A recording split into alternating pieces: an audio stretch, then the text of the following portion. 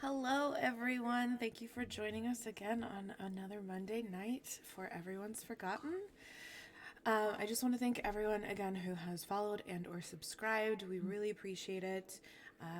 We are still working on getting our donations up and running and how we're going to get that system working. Hopefully, we will get that done for you soon. Mallory and I had a friend come visit this past week, so we were a little busy, so we didn't get to get everything done. But it was nice to have a little break. I also apologize for us not being live on Thursday. That is 100% my fault. I had a migraine, and since I run the stream, we could not do the stream, so that is my bad. Some things to look forward to. Possibly tomorrow, maybe. Mal might be in a one shot called Boy Problems over on Ladies of D&D on their Twitch. And if it is tomorrow, she thinks it's maybe at 8 Eastern, 7 Central. I promise I'll put it on Twitter.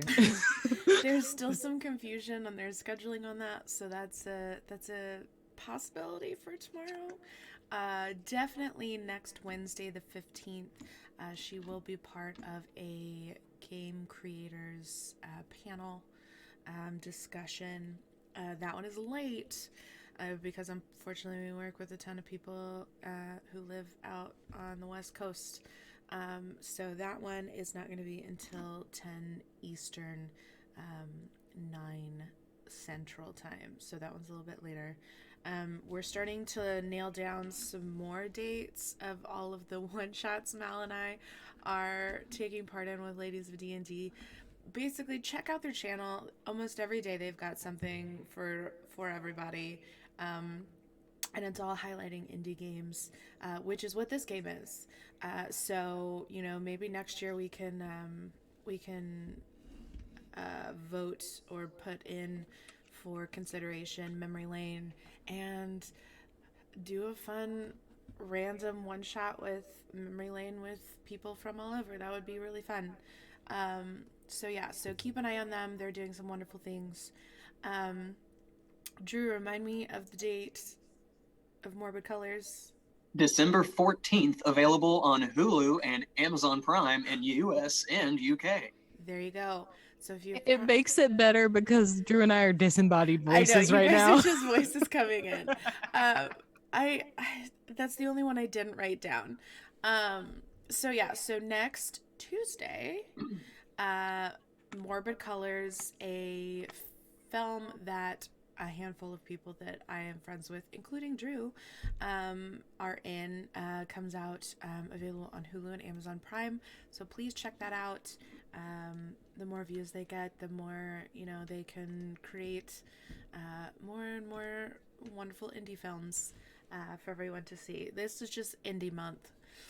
It's just what Watch it me is. get my ass kicked. Look, like we were talking about earlier, I get my ass kicked in almost every short indie film or feature film that I do. So it is what it is. More often than not, it's Jake and he lets Bill kick my ass. So, you know, who knows? It's just what you do. Also, you've already heard it come out of my mouth, but this is a TVMA channel. It is a spicy channel. If I can, do I have access to all of our things? Oh, I You do. Look, should. You subscribe. I did. If Well, you're a I'm subscriber, trying. drop a spicy in the chat. I'm gonna. I'm gonna hit that spicy Spicy. emo to let you know that our channel is spicy. We drop lots of f bombs and horrible other things. This one is also extremely heavy. If you have not watched last week's episode, you should watch last week's episode and get caught up because all of us were put through trauma last week. There's a reason I'm drinking this week. More so than we expected. But yes, so this one is very has very heavy content. So if that is too much for you, completely understand. There's nothing wrong with that. There's some things that I cannot watch due to content warnings. Trauma, but in a good way. Thank you, 5 foot Latina. I mean, like, it's good to find these things out, but it was very traumatic. Um, drugging children is very traumatic. Spoilers. So yeah, so I think that's all we've got going right now. We will be back on Thursday this week with Avernus, I promise. Even if I have a migraine, I will be here. I will look dead and I will not be very entertaining, but I will be here. So there we go. All right, so without any further ado, I'm going to hit us up with the trailer. Give me just a second.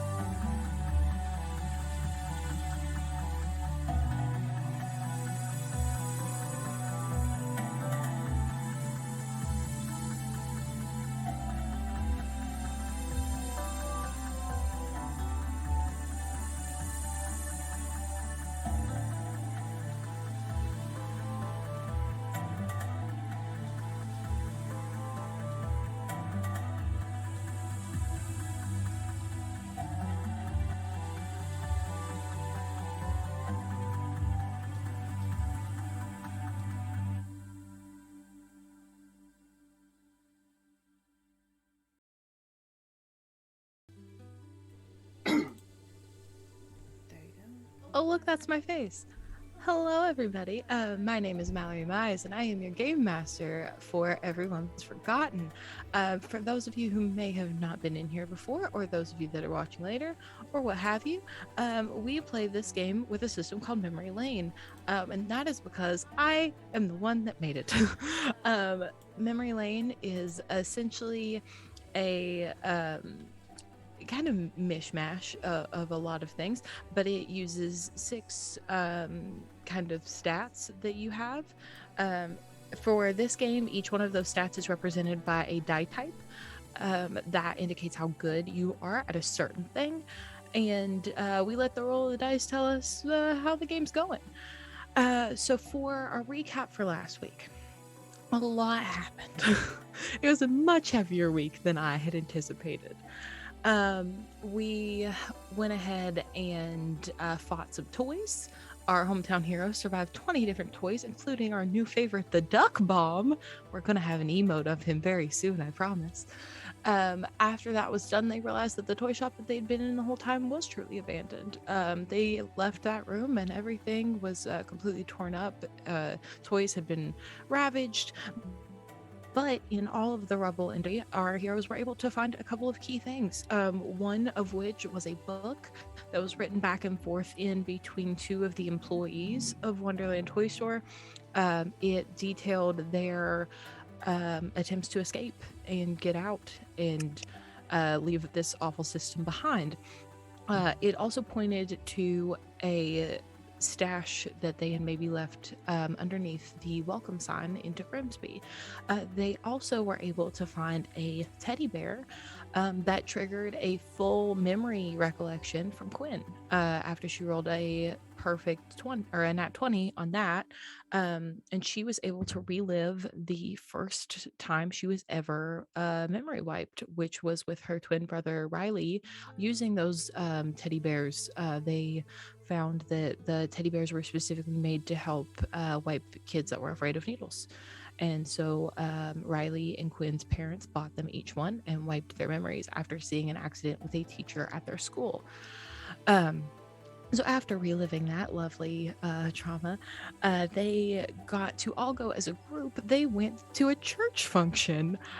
Calvin was called to the church for a weekly town meeting, and also just like a community gathering of sorts.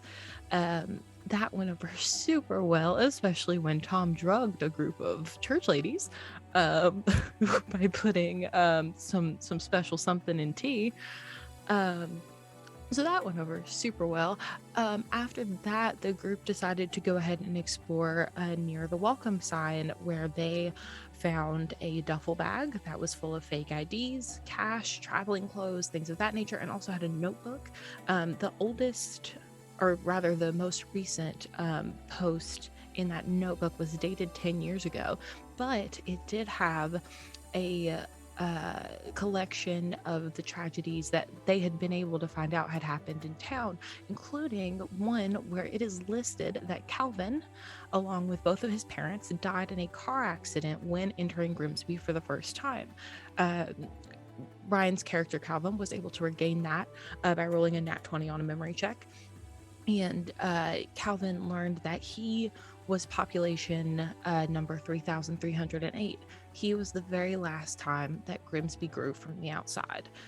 And that is where we left everybody. So now we are going to go ahead and go into tonight's episode, which I don't think will be as heavy.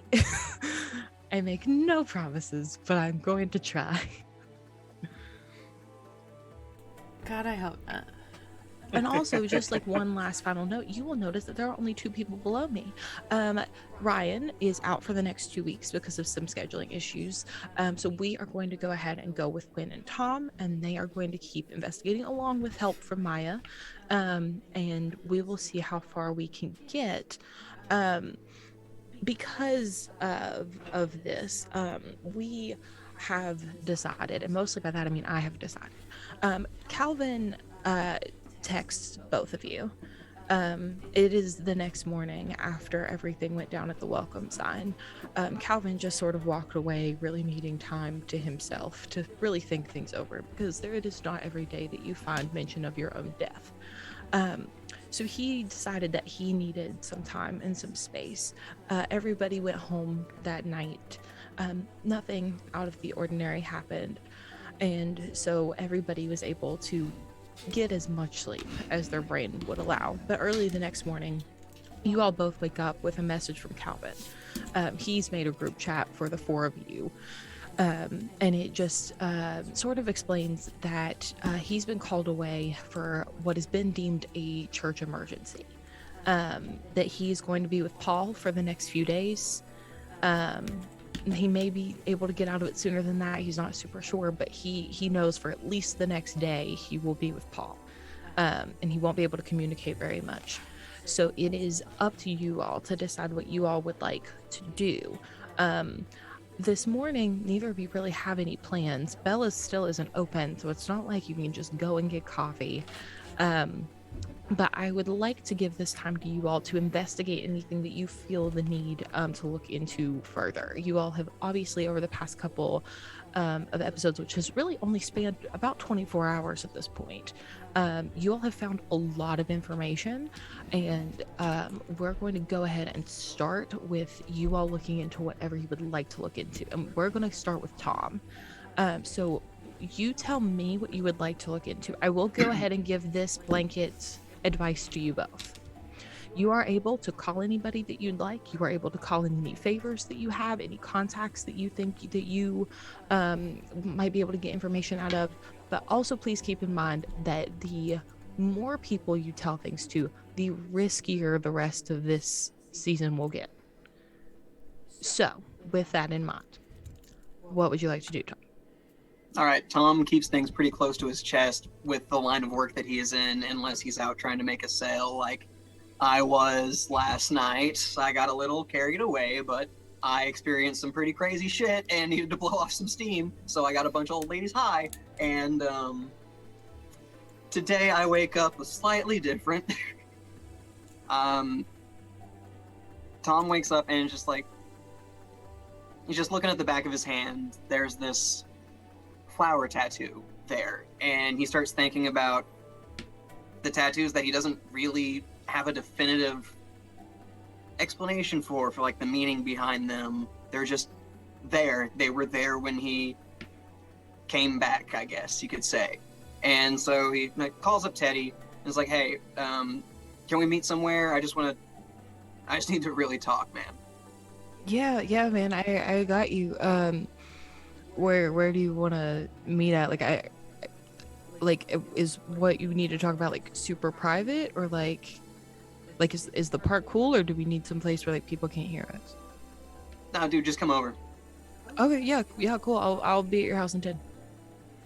And he hangs up, and sure enough, just about 10 minutes later, Teddy is out on your front porch. He's wearing like a super big oversized band t-shirt, sweatpants, Converses that have absolutely seen better days, like on their last leg. And he's standing there smoking. Yeah. You think you look so cool, don't you? Dude, it's before noon. You are lucky that I am out of bed. Oh yeah, have you had your before noon drink? There is no before noon drink. Coffee is a noon drink. And he starts going into a tirade about how the coffee industry has ruined mornings. God, this bullshit again. Okay. Come on in. I take him downstairs to the basement and like put on a random record. and you just sit down on the couch. Yeah, sounds good. He'll sit down on the couch. He's still smoking. But he kicks back. There's usually a lot of smoke in this basement, so it's okay. Yeah. So what's up, man? What do you need to talk about? This may sound weird, but I have a lot of tattoos. Have you ever been with me when I got one of them? Yeah, I was with you for like your first couple. Do you know like there was like a picture of us together, but like that's the only reason I know that. Like it was a while back. You got him way before, and he just like, without finishing the sentence, he just kind of taps his pen. It's way before that, but like there's like a picture of us. Yeah. Did I ever tell you why I got any of them? Not that I remember. I mean, Maya might know. Your last couple, at least. Really? I feel like I really don't even know her that well. I think you know her better than you think you do. Seriously? Well, not like that. Not like that. But like, I didn't jump to that conclusion. Okay, don't worry. Okay, I'm like, just making Jesus sure. Christ, man. No, she gave you your last one. There's not like tattoo shops in town. Who do you think gave you all these? When I've seen her recently, like, I've just seen her with like paints and like watercolors and stuff. I didn't think Nobody carries a tattoo gun in their purse, dude. I guess you got a fucking point there, Teddy. Okay. All right, I guess I might need to give her a call later then. Yeah, I'd call her or I'd text her. I have no clue what she's up to today. I haven't talked to her since yesterday morning when I was making sure that she was going to meet you. Fucking artists, like, who knows what their fucking schedule is? No, it's wild. Like I don't know what it is about people like that, but like they just don't hold, like, time's not real. I don't know. I need to book out most of my day to contemplate the possibility of creating something, pretty and much. Then maybe book 20 minutes after that to be Pretty. the actual making of something. You never know. Well, at this point, she'd normally be at Bella's, but the place is still closed. Yeah, Jesus. Like, is there any timeline on that shit going back together? I'd say give it a few days. I mean, that's how long stuff normally takes. Bella definitely won't be back for a few days, but I wouldn't be surprised if the shop was open tomorrow or the next day. They'll probably just have employees fill in. I mean, like, I know you said a couple of them got hurt, but like she's got more than that. They obviously all weren't working right then, but like she also has the high schooler crowd, and tomorrow's Saturday. I guess you have that right. But is it just about your tattoos? I mean, like, obviously you can see all of them. They're on your body, but like, yeah, it's just kind of tripping me out that like most people, like, when they have tattoos, like, there's a fucking reason they have them. Like, there's a reason that it's there. And like I just don't know why any of these are here. I mean, I like the way wouldn't. they look. Don't get me wrong. Like Well, I yeah. dig them. Like they're fucking cool as shit. But I want to know why. I just want to know why. Well, I mean, some of them, like, have you like taken time to sit down and like look at them? Like, some of them might be obvious, or like might be obvious to you when you see them. Maybe I just need to really just sit down and examine them. Like I'll fucking give Maya a call later and see if she Yeah. can enlighten me a little bit more. Yeah, for sure, dude. I'm happy to help however I can. Like, if you think of anything, just let me know. I just feel like there's so many holes in like just everything right now. Yeah, I mean, that's what all this kind of does to you. You know, you just get the basics back. You don't get any of the good stuff. Maybe this is the good stuff. It might be the good stuff indeed. Fuck, man. All right, but sorry for taking up your time. Get to your Hey, noon drink however you can, buddy. I was gonna say I don't have anything to do. Like you act like I'm such a busy person. I'm gonna go. I'm gonna go make coffee. Do you have coffee?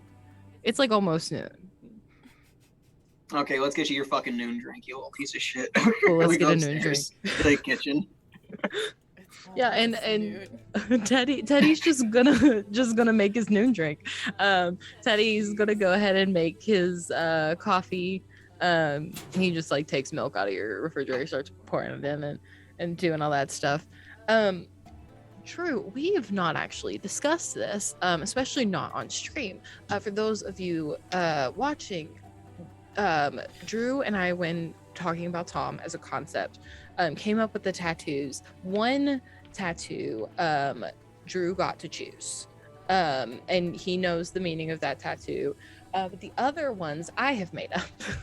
And he does not know what they mean, and he actually doesn't even know what all of them are. So would you like to learn that right now? I get to learn what all my tattoos, like all Not seven what of them? not what they mean, What but they what they are, are. yeah. Yes, you Yeah. can learn what they are. Of Uh, course. Because, like, I obviously, stand naked you- in front of a mirror. Okay. I'll be right back. You're fine. I mean, you can look at them at any time. They're on your body. After Teddy So- leaves, I strip down and stand in front of a full-size mirror Fantastic. with I all love the lights on in the entire fucking house. I love the imagery that I'm getting with this. It's fantastic. Okay, so your tattoos are as follows. Sorry, I put them on this other laptop, so I have to move it to where it's closer to me. You have 8 tally marks as one tattoo. You have the flower on your hand, which you know about.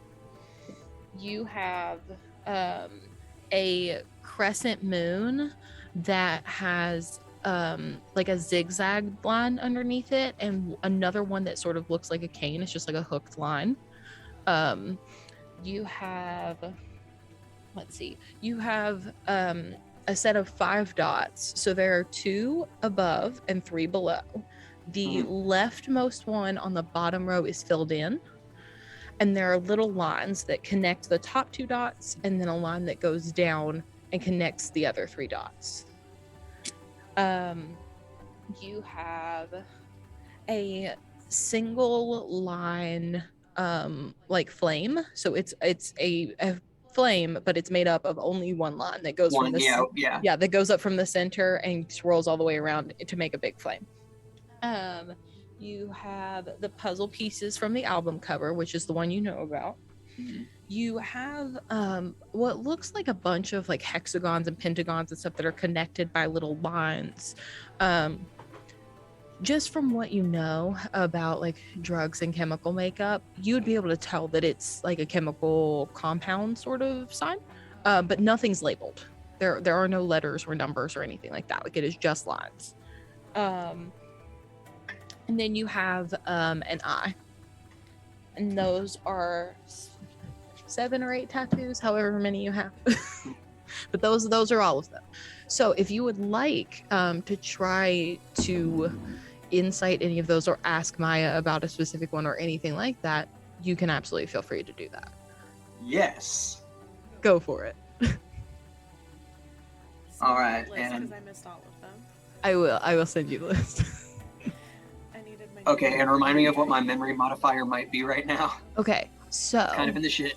it is, but Aren't you at, like, -7? because, well, he's at -7 with his -2 intuition, which he Yeah, gets from so one of his pessimums. The memory is -5. Yes, your memory is -5. Because you are going to have Maya help you with this, I'm going to take away that -2. Okay. You only have a -5. The DC for some of these is very low because some of them are way more obvious than others.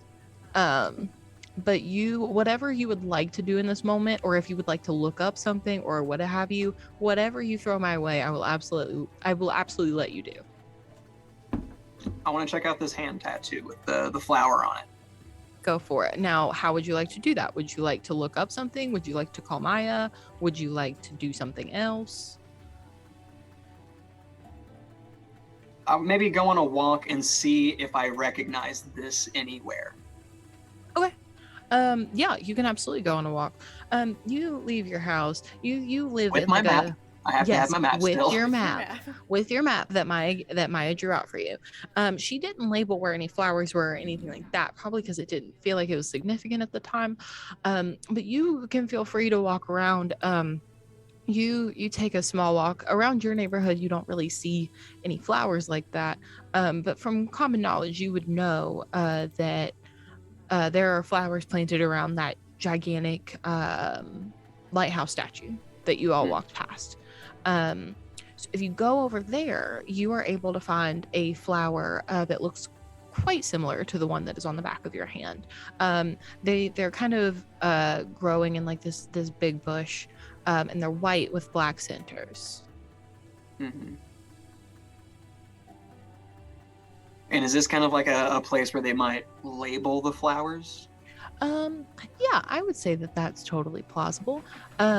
Because it is like a government, like taking care of place. It's like the statue's very important to the town. Everything around it would be very well manicured. Find the label for this particular bush of flowers, and these are called Penelope roses. Fuck. I just say out loud, fuck. Fantastic. And I quickly pull my phone out. I take a picture of my hand next to the flower that's next to the label and put it in the group chat with the word fuck. Okay, so Quinn, you get that. Maya also gets it and just texts back, "Oh no." Calvin, there is no response.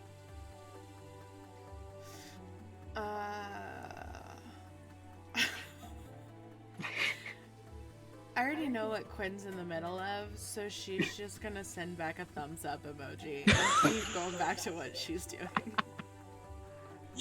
Fantastic. And then I send a picture of She'll the same send hand back- doing a thumbs up She'll send in the back same a position. Thumbs up with the little notepad with the little Pencil? emoji. Like, Wonderful. Cool. Took a note. Thanks. Wonderful. So Quinn has taken note of what's happened. Tom, is there anything else that you would like to look into right now? Obviously, that is the bigger one. That's one of the tattoos I was kind of hoping you would go to this episode, but I didn't know, and I wasn't going to force you down a path. So now that you know that you are somehow linked to Penelope, what would you like to try to do now? Also, this brings up a good point. It actually brings up two of my points. First of all, make a memory check for me. -5. That's a 10 on the die. That still works actually, because I'm just for a snippet. This is fine. I finally passed one. You finally passed one. Look at you go, Tom. So for this, just very simply, that the name Penelope is like a very like outside of what you've heard, obviously, on the phone calls with the Reality Corporation and things like that. The name Penelope is something that feels important to you, like feels important in a sense of like belonging and safety and things like that. But like past that, you can't really figure out where the name's coming from. And with that, In the memory lane playbook, it states that you need an extra d6 to be used on something extra within the campaign, and that's up to the GM to decide. I decided before this campaign started that your extra d6 for this campaign is just going to be basically a memory bonus. So if you use information that you have gained from a memory to try to link up other things or do something or have a conversation, anything like that, if you have gained that information that you're about to use from a memory check that has been successful, you can add that d6 to it. Cool. To that roll. So that is your extra d6 for this campaign and game. So with that being said, Tom, now that you have this information about Penelope, is there anything else that you would like to do at this point? I just straight up call Maya. Okay, cool. After a few rings, she picks up. Hey, Tom, what's up? How did you all get my number? I didn't give it to anybody, and I'm in a group chat now. Yeah, I just got it from the group chat. I'm not really sure. Also, apparently you did one of my tattoos? Yeah. I did. You just reminded me of that today, I guess. Yeah, no, you're totally cool. I figured you didn't remember after last time, and I didn't want to bring it up just in case the tattoos are linked to something. But which one is it? Which one did you do? I did 2. I don't know if Teddy remembers the other one. I did the flower on your hand, and I also did. I just kind of figured out what this one related to today. That was so weird. Oh, what's it relate to? It's a Penelope flower. A Penelope. A Penelope flower. Okay, so we're both linked to Penelope then.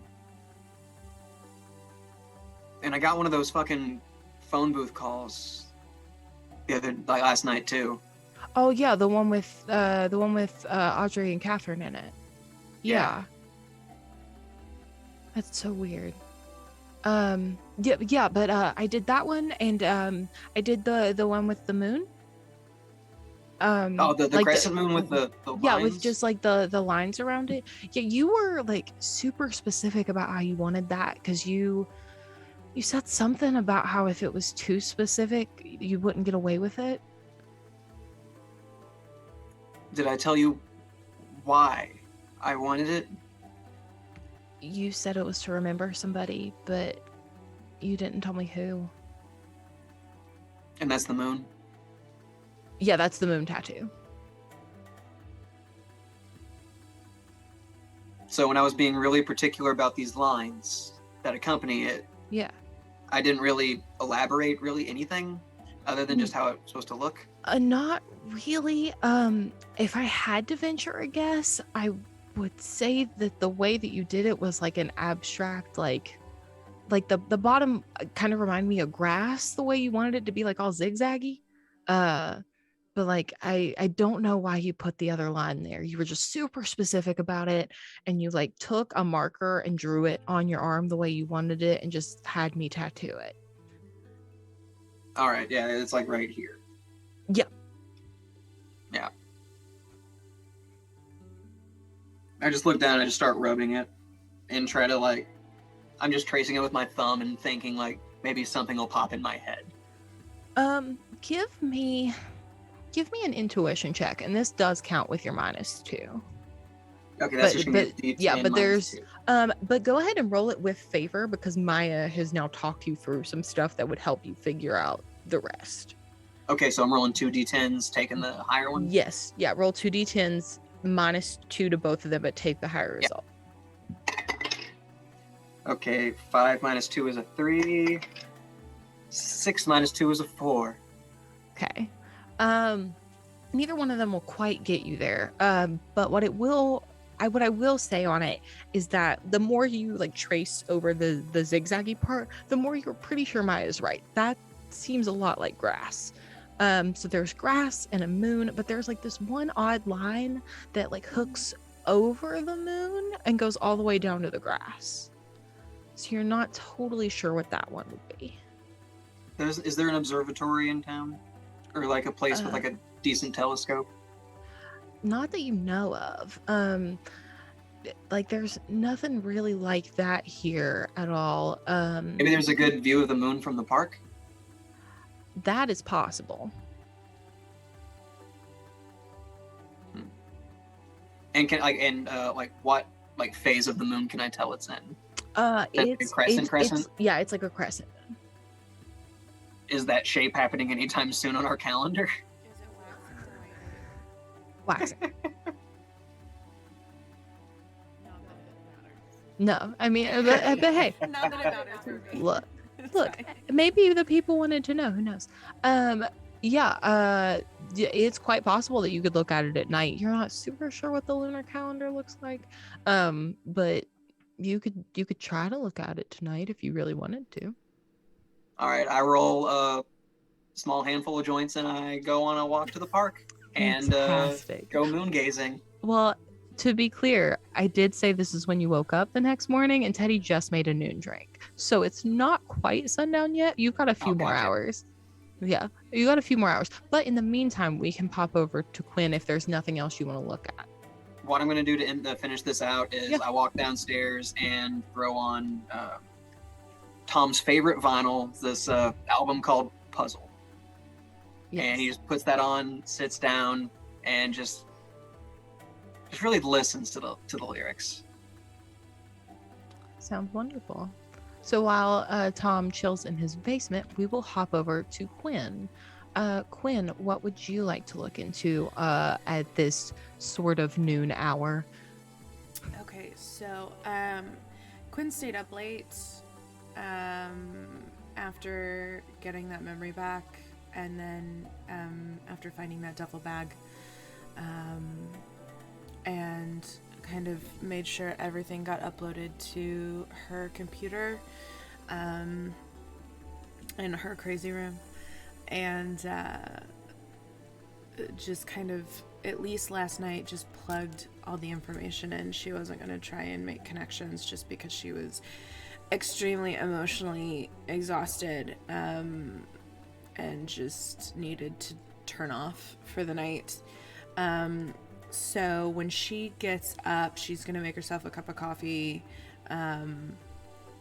grab her phone, turn on some music, put her headphones in, and go back to her computer and into her secret room.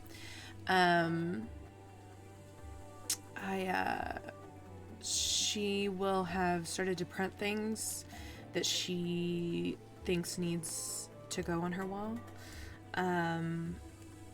When looking back through the pictures of the notebook of the events that have happened, are there any that stick out to her specifically?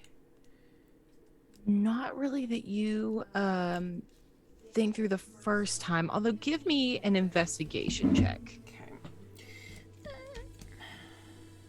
D12. Come on. 9? Yeah, that'll work. Okay. From what you can see, going through all of these, not all of them have names. Some of them only have like one adult male, or have even less than that, and just say like 2 people, or don't even have a number at all, but like document the tragedy that happened.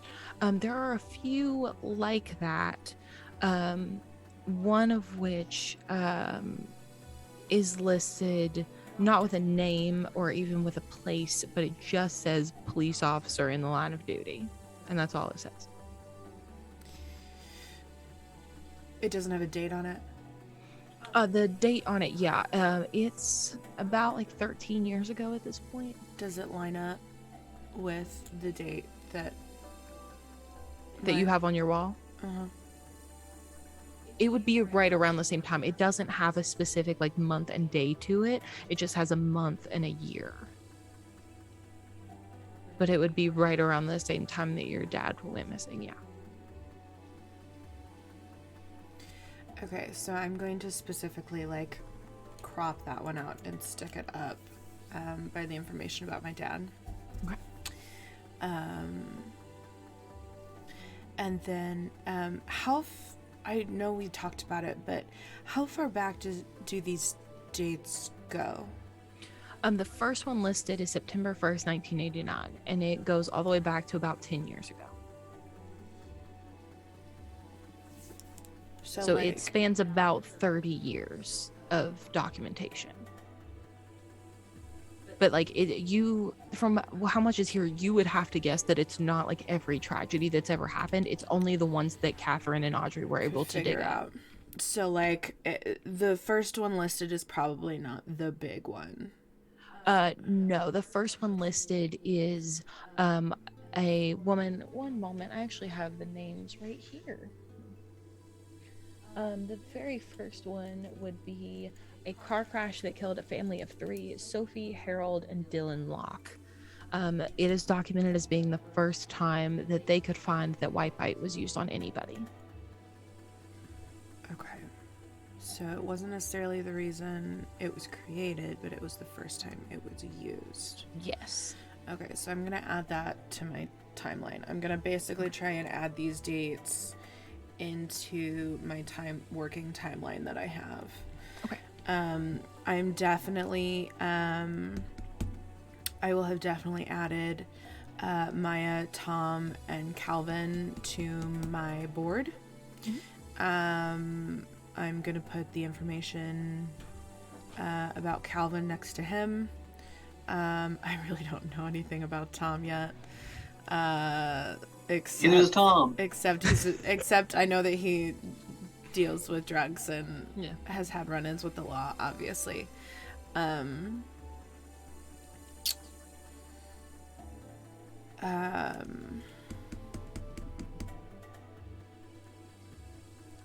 trying to think if there's anything else out of what we found. I'm gonna add, obviously I will have added, is it Audrey and Catherine? Yes, Audrey and Catherine. Yep. I will add them to my wall.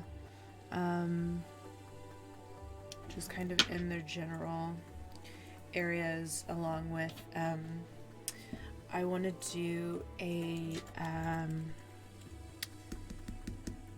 search on the toy store.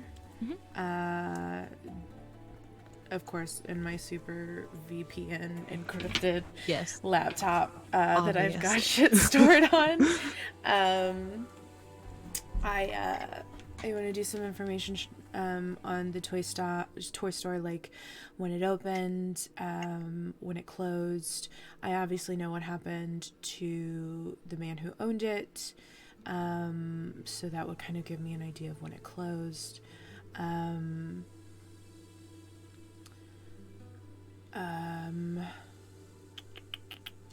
I'm gonna do a general search on the name Penelope and Grimsby. Okay. So first for the toy store, you type in Wonderland Toy Store Grimsby. It pops up super easily. They have a whole website that still looks pretty good considering nobody's updated it in forever. It has pictures of Jeffrey on there along with his family. It's got pictures of all the employees that worked there. It's got pictures of like toys on shelves and things like that. You can see that on the website it says that it was established in 1995, and the last time it looks like anything was updated on it was like 12 years ago or so. You can see though, like by looking at other places besides the website, that there's like a news article that just says like petty theft at Wonderland Toy Store or whatever. Doesn't mention anything about Jeffrey's death at all, but does outline that there was a robbery. So you can kind of put 2 and 2 together and conclude that about 10 years ago is when this robbery took place, which is the robbery that Jeffrey was killed in. But outside of that, there doesn't seem to be anything that you didn't already know about, like the names of the employees or anything like that. On the website, Audrey and Catherine both have pictures up, as well as Emily and Lexi. And outside of that, everything looks pretty normal. This is something I never questioned. Do I have any hacking software on my computer? Like, You will know I what? have tried to hack into, or will I have been, quote unquote, given access to some police files for me to be able to do research for things? I'm gonna say that if you would like to spend your spark on this, I will give you hacking capabilities for the entire season. Yeah, I will spend my spark on that one. Fantastic. 100%. I will Okay, spend so my your spark on that. your spark is out for the night unless you earn another one. I'm But good. yes, you absolutely It's have all all your your worth brother's it. It is passwords. worth fucking. It is worth fucking spending that spark if I get hacking. If I get hacking qualities the whole fucking season. Yes, I will give you hacking for the whole season if you spend your spark on it. That's fine. Perfect. I'll totally take it. Totally worth using yes, the only spark you- I have. You can earn more. Oh, I know. But yeah, you can hack into anything that you would like to attempt to hack into. I still will make you roll for it. Sure. But yes. Sure. Okay. So, let me start using that hacking. Let me start looking up names. Okay. So I will start with since I already know what happened, I'll just kind of use him as a baseline. I will start looking into whatever archives I can get into Jeffrey Kahn, and see basically what information is out there. Since I know what happened to him, using him as a baseline of finding out what has been stored about him can kind of give me a starting point of how to dig through things. Yeah, for sure. So you see, as you do all this, go ahead and actually give me a roll. Use investigation, I guess. Okay. Yeah, that seems right. That's an 8. Yeah, that'll work. So you go in, do your thing. You're able to find a lot of pictures of Jeffrey over the years, as early as probably high school. You see him and his father. You see the opening day of the store. You also see pictures of Jeffrey with his wife and his children. You can see bank records. Everything seemed to be legit. There was nothing like money laundering or embezzlement or anything like that. The store seemed to be doing pretty well off from what you can tell. There's really nothing bad even to look at here. You do see medical records from Jeffrey, but he seemed to be, as healthy as he could be for his age. It just, all in all, looks like Jeffrey Kahn was maybe the most normal person in all of Grimsby. Okay. Is there any record of him leaving on holiday or things along those lines?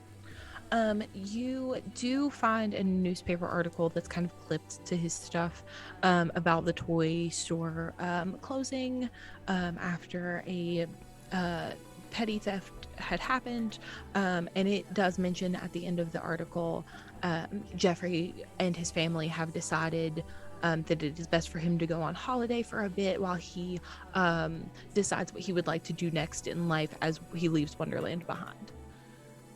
They took out his family too. No, that him and his family have decided it is best for him. Best for him to go. Best for him to go. So his wife and child could still be in town. His wife and his 2 children could possibly still be in town, yes. Oh, and 2 children. Yes. From what you can see in the pictures, it's 2 boys. In the photos from last time, that you can find, they both look to be in their early teens, and this was 10-ish years ago, give or take, so it's quite possible that they're adults now. Okay. Would Quinn know them? There aren't people that you recognize by these photos. Give me an observation check. I get to add shit too. Ooh, 10 on the die. I think I get to add 2, right? No. Yes, 2. 12.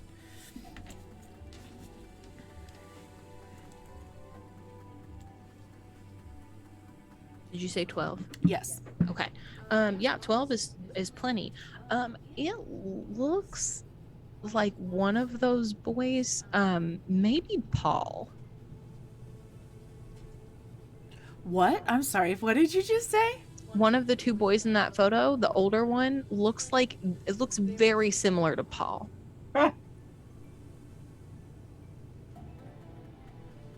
Okay. All right. This is what I wanted. Okay, we're doing this right. I'm taking so many notes. I should have brought my friggin' notebook down here. And then your notebook is over here on my desk. Well, that's for another campaign. I should have gotten a notebook for this campaign. Oh, okay. That's fair. Okay, so I am immediately going to look up Paul. Yeah, sure. You look up Paul. Everything seems to be legit. His name is Paul Kahn. Not that he doesn't use his last name a lot. Now that you think about it, but it's there in black and white. He doesn't go by Father Kahn. No, he normally goes by Father Paul. Oh, that's so weird. Okay. But yeah, Paul Kahn. Everything looks legit as far as banking stuff goes. You can see that he went to the rehabilitation center. Not that you actually know where that is, but he went to a rehabilitation center. It looks like it was for physical therapy reasons. He was in an accident of some sort, and there are lots of medical records about it, but it doesn't detail anything else about the accident. It just says that there had been an accident in town. From what it says, you can probably figure out that it was some sort of odd, car accident or something similar to that. But it left him with problems in his hip, and he had to go to the rehabilitation center to be able to walk again. Okay.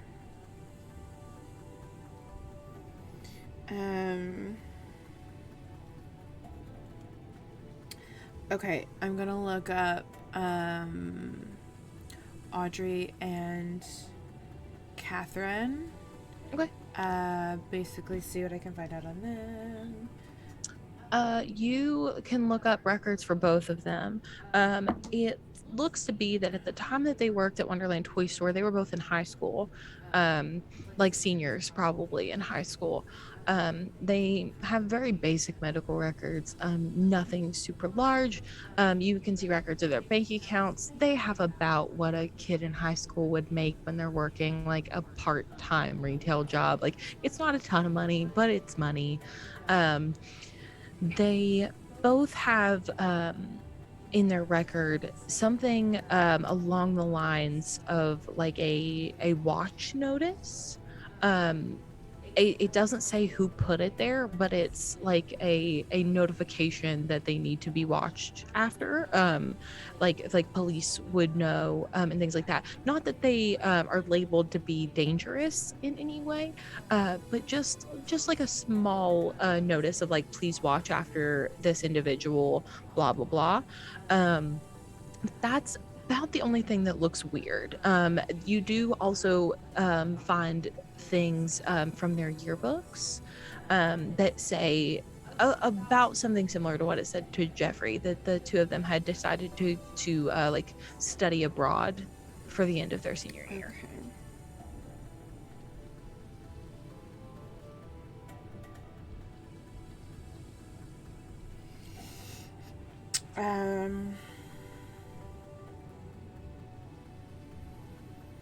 I'm gonna look up Calvin next. Yeah. You look up Calvin. Calvin Fox is exactly who he seems to be. There's records of bank statements. There are articles that you can find of him being with the church and doing things with the church, mostly community events, charity work, things like that. You see that within this file, you won't find anything about Calvin's birth record or anything like that, which makes sense. He wasn't born in Grimsby. You all know that he was the last person to enter Grimsby before something happened and no one was able to come in from the outside again. But there is nothing specifically what I'm pretty sure you're probably looking for. There is nothing that specifically ties him to the car accident that he recalled. Okay. So there's, I mean, if he grew up here, Yes. how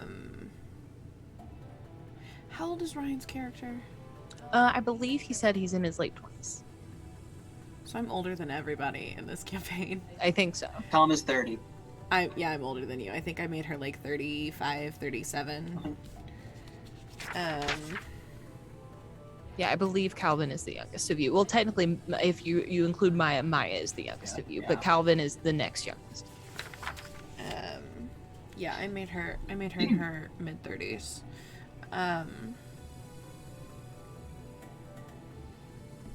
Okay, so like obviously there's no birth records, there's all the community, community stuff.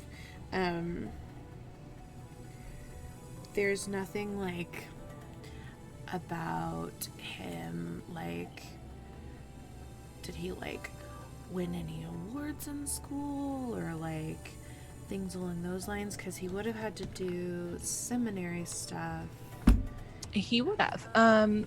From what you can see, Calvin did great in school, but wasn't super, like, there weren't like a ton of awards and things like that. You can find notes that are sort of like from teachers and things like that that praise Calvin for being very good at what he does, being especially engaging and very caring about the people that are around him, but there isn't anything, there's nothing that like stands out or sort of shines Or, like mentions brighter of family or anything along those lines. There are no mentions of family literally anywhere, like not even as far back as you can find. Even if you look at like medical records or anything like that, normally you have to list somebody as an emergency contact. Calvin does not have anybody listed. Oh, Jesus Christ.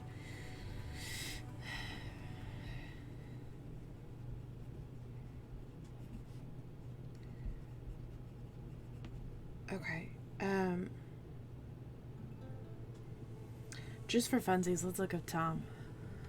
I've been waiting. You can absolutely look up Tom. I've been waiting. We're looking up fantastic. everybody. I was gonna make Maya next, but I could tell that you've been waiting. I'm so obvious because I'm a criminal. Of course I have some sort of record. That's why I was putting you in the back, and I was like, oh, he's just gonna have a criminal record and all of his shit. Like, I'm not Okay, so you look up Tom's name.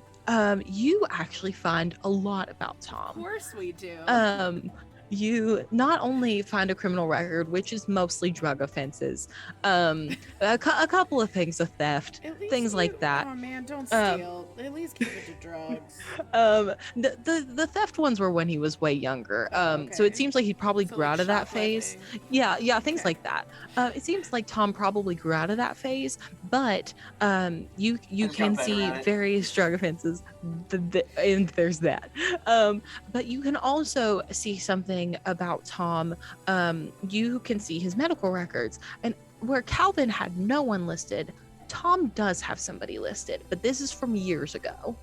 His more recent medical records, Teddy is his emergency contact, which I assume would shock no one. Let's hope that your medical emergency is afternoon. But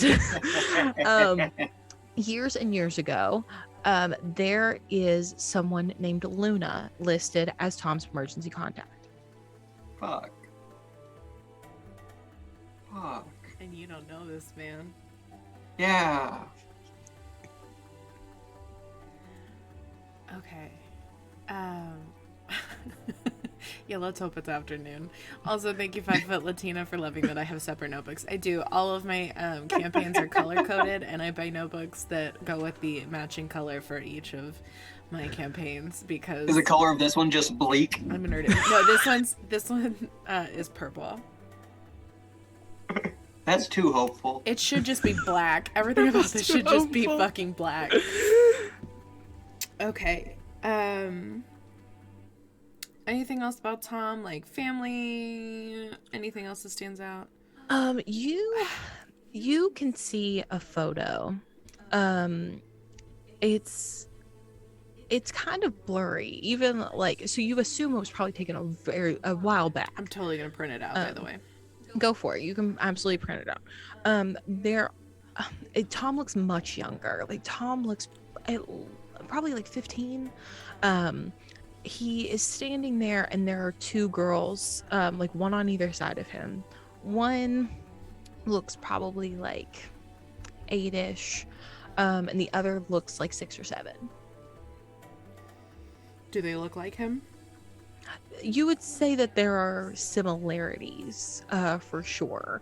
The way that the color is, the color is sort of faded and stuff, where the picture's blurry, and it's just like not a great quality photo.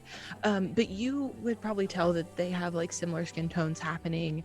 The youngest girl has bright red hair, but the other girl has a hair color very similar to Tom's. Can I tell what color eyes she has? From this photo, no.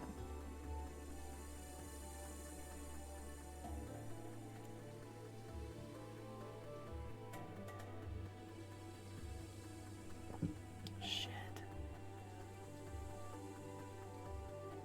There's like no caption or anything with the photo, just a photo. There's nothing. It's just a photo. There's no alt text. There's no like writing There's on the no- back. From- There's no from- alt text in your hacked file that she's gotten into. There's no like, it's not one of those you can flip it over like during the Nancy Drew games, and it has During like Resident Tom, Evil when you can- Tom, someone, and probably Penelope, age whatever.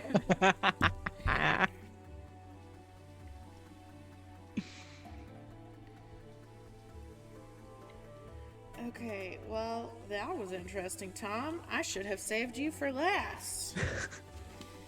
All right, and I guess all I have to look up, I have 2 more things to look up. Maya, and then doing a hacked search on just the name Penelope to see what it brings up. But we'll do Maya first. Okay, so you type in Maya's name.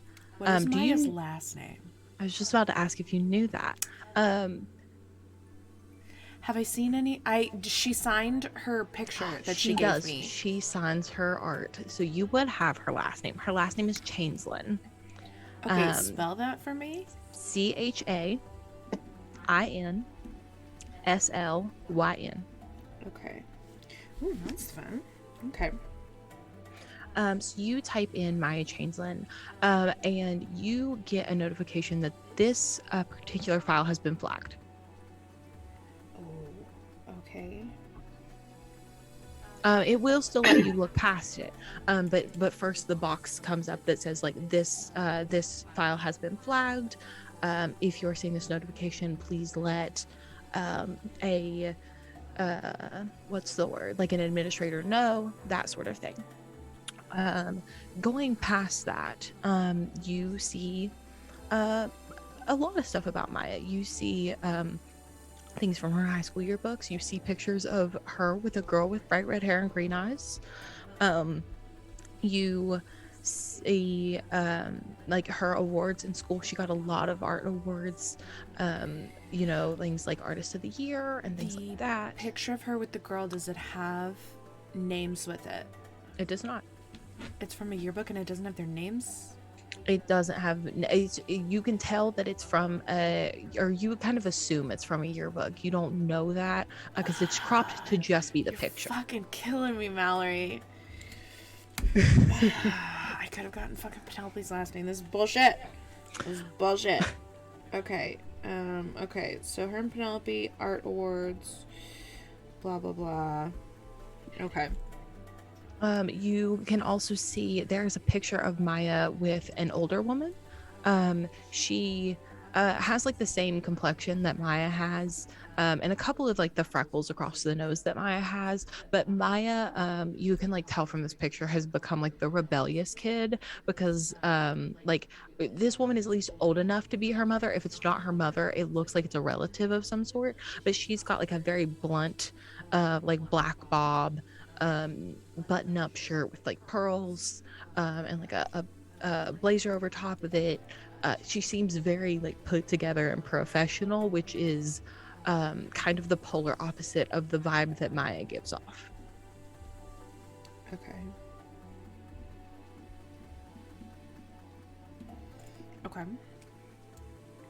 Anything else? Nothing special. You can see a few pieces of Maya's art that have been like placed at places around town. There are records of those. You can see banking statements. It's about what you would expect from an artist. It's like long periods of time where it's just like not really getting paid except for like odd and end jobs. But then like every once in a while you see like a chunk of money come in.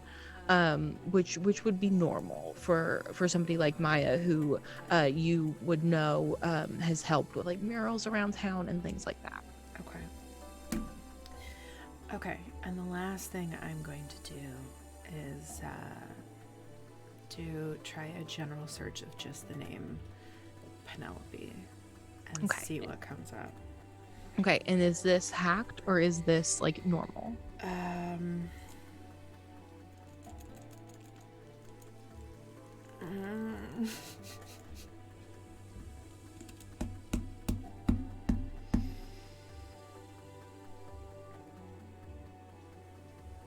I'm so scared if it's hacked that they're gonna fucking come find me. But I have a VPN, like it's like bounced through routers.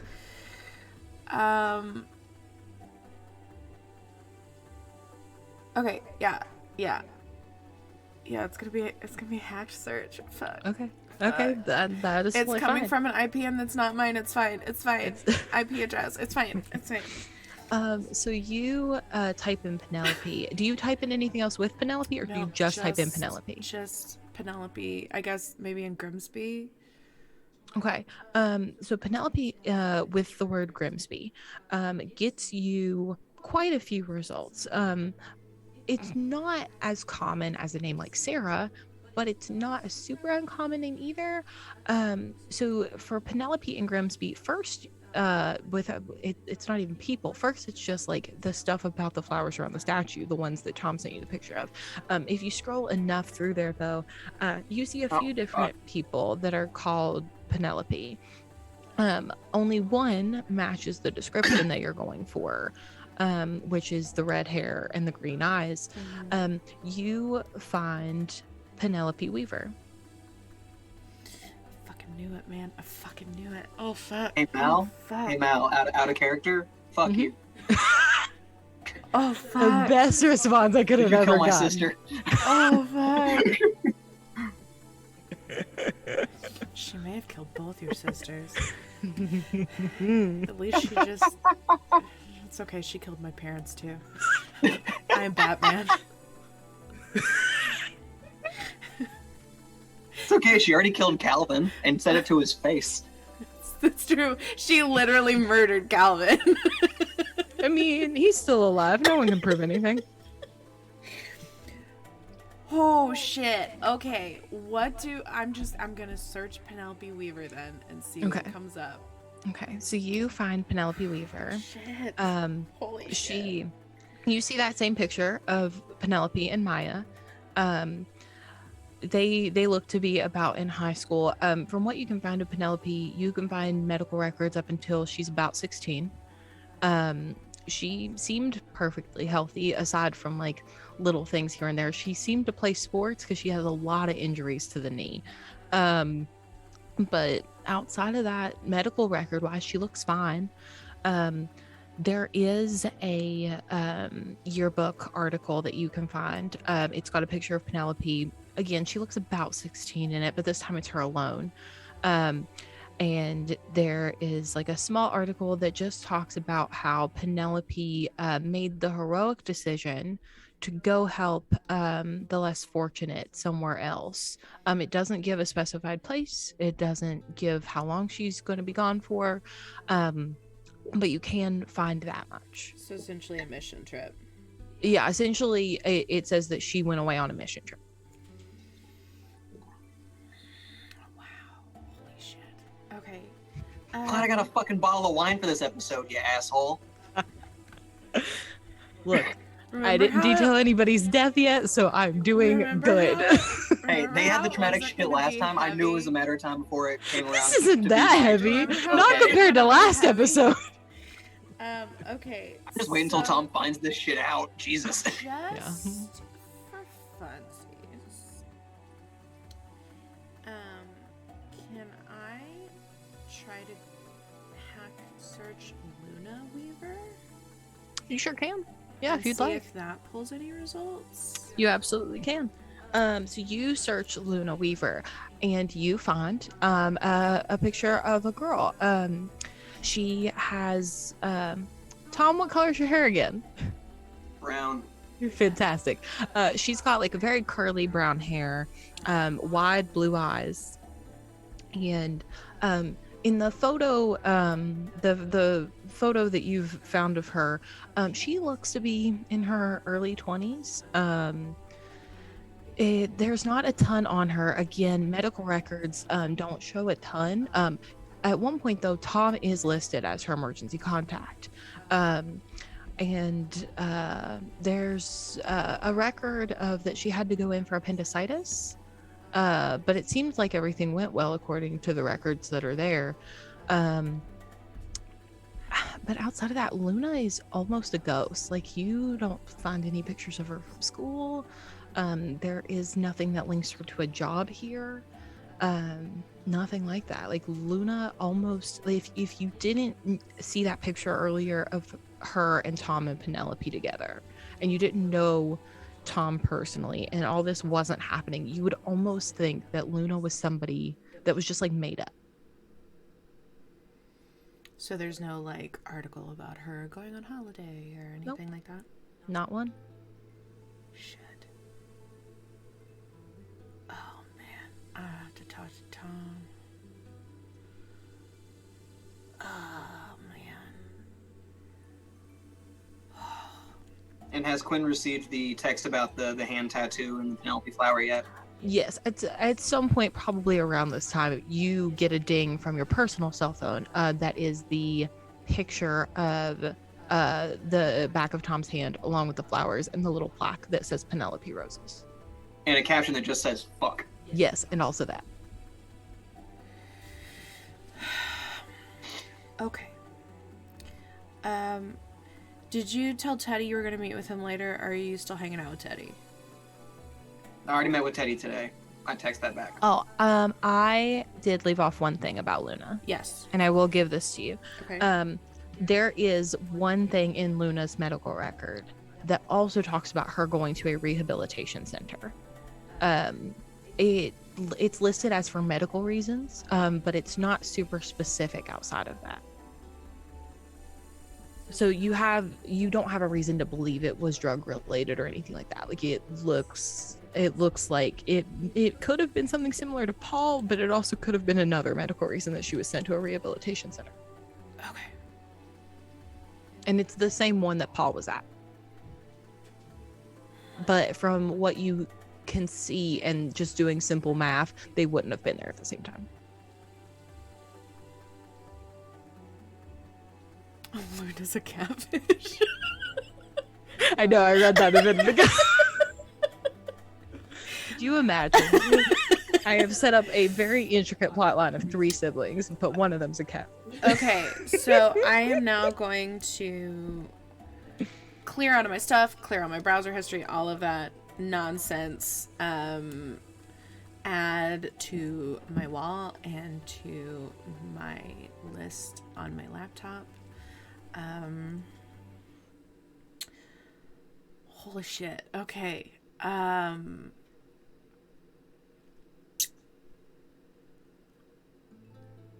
gonna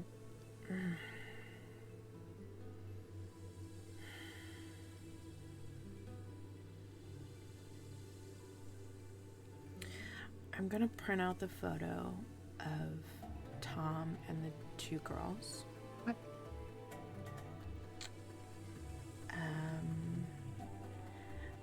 And then I'm gonna print out the photo of Luna.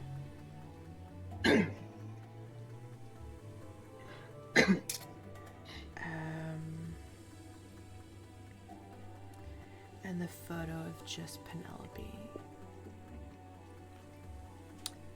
And I'm gonna shoot Tom a text. Outside the group chat? Yes. That says, are you busy? No, I'm just hanging out. I'm gonna send him my address and say I need to talk to you. All right. I pull the needle off the vinyl and head over. Okay, as Tom is headed over, your burner phone buzzes. Okay. You pick it up, and it is another text from an unknown number. But it's a number that you at least think looks familiar now. It's the one that texted you about the toy store. Okay. And it just says, she's still out there.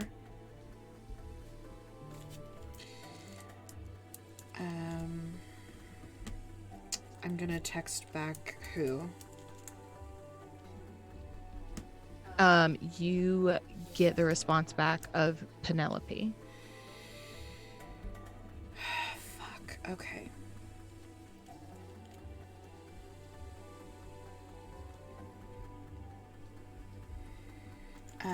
I'm gonna send back in Grimsby ? It takes a couple minutes, but you do get a response back, and it says she never would have been allowed to leave. Okay. Oh, I'm gonna break Tom's heart. Okay. All right. Fuck you for making me do this. You are the one that looked up everybody. You didn't have to go that far with it. Yes, You made your decisions. You knew I did. You knew I had to. To be fair, I didn't know you were going to ask for hacking equipment until all this started. The private eye wouldn't ask to hack. Yeah, it was like, how well do you know me? Look, we didn't discuss it beforehand. I don't know what's going through your brain. Oh my god, I've got I just assumed there was a spell for it. I've got a whole piece of paper with so many fucking notes on it. It's just so many notes. And look at me thinking, oh, these are VODs. I don't need a notebook.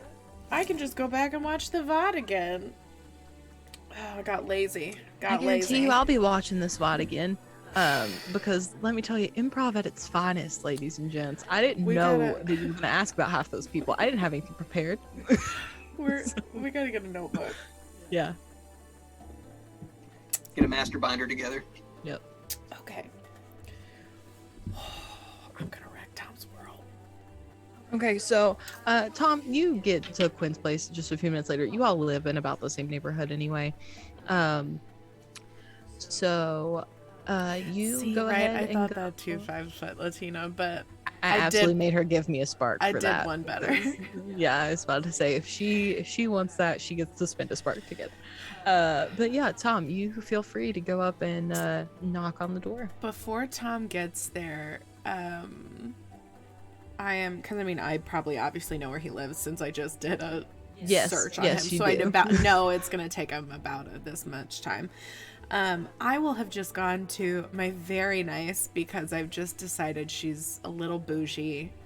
I mean, you come from family money. That is one of your lessons. Her house isn't like ornate, but like she keeps things simple, but there are some things that you can tell she really cares about. One of which is books. So she has beautiful bookshelves. And she does very much care about her alcohol and art. So Maya's piece has been added to the wall in a very beautiful, prominent place. Fantastic. Because it's very important to her, because that was the fucking highlight of probably her year so far, until all of this shit started happening.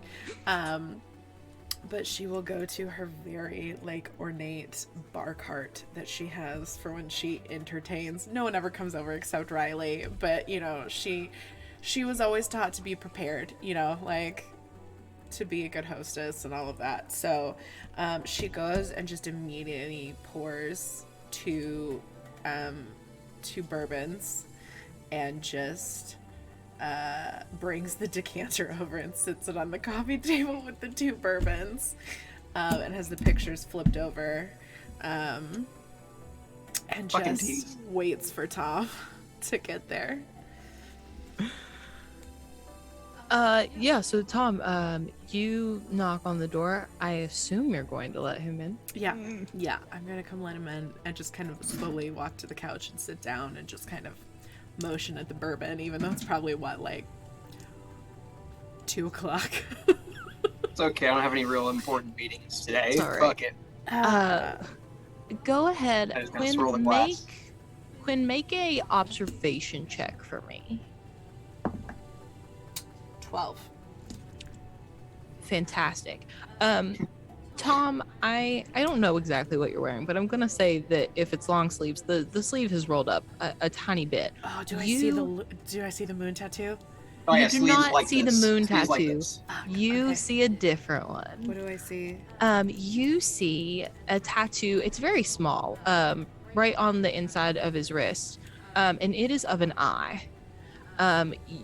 To most people, it would just look like an eye, but to you, it is very specific. This is the eye from the face on the front of The Great Gatsby. Oh God, it's Dr. What's-His-Face's eye. Yeah. Oh, fuck. From the billboard? Yeah, Dr. Oh man, I'm so mad I can't remember his name right now. Oh, now I have to look it up. I'm so mad at myself. Dr. Fuck. Yeah, that's his name. Dr. Allegory. That's it.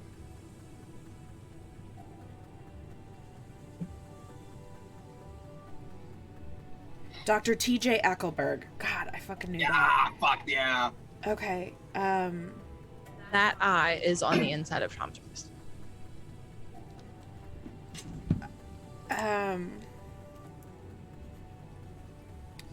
Jesus.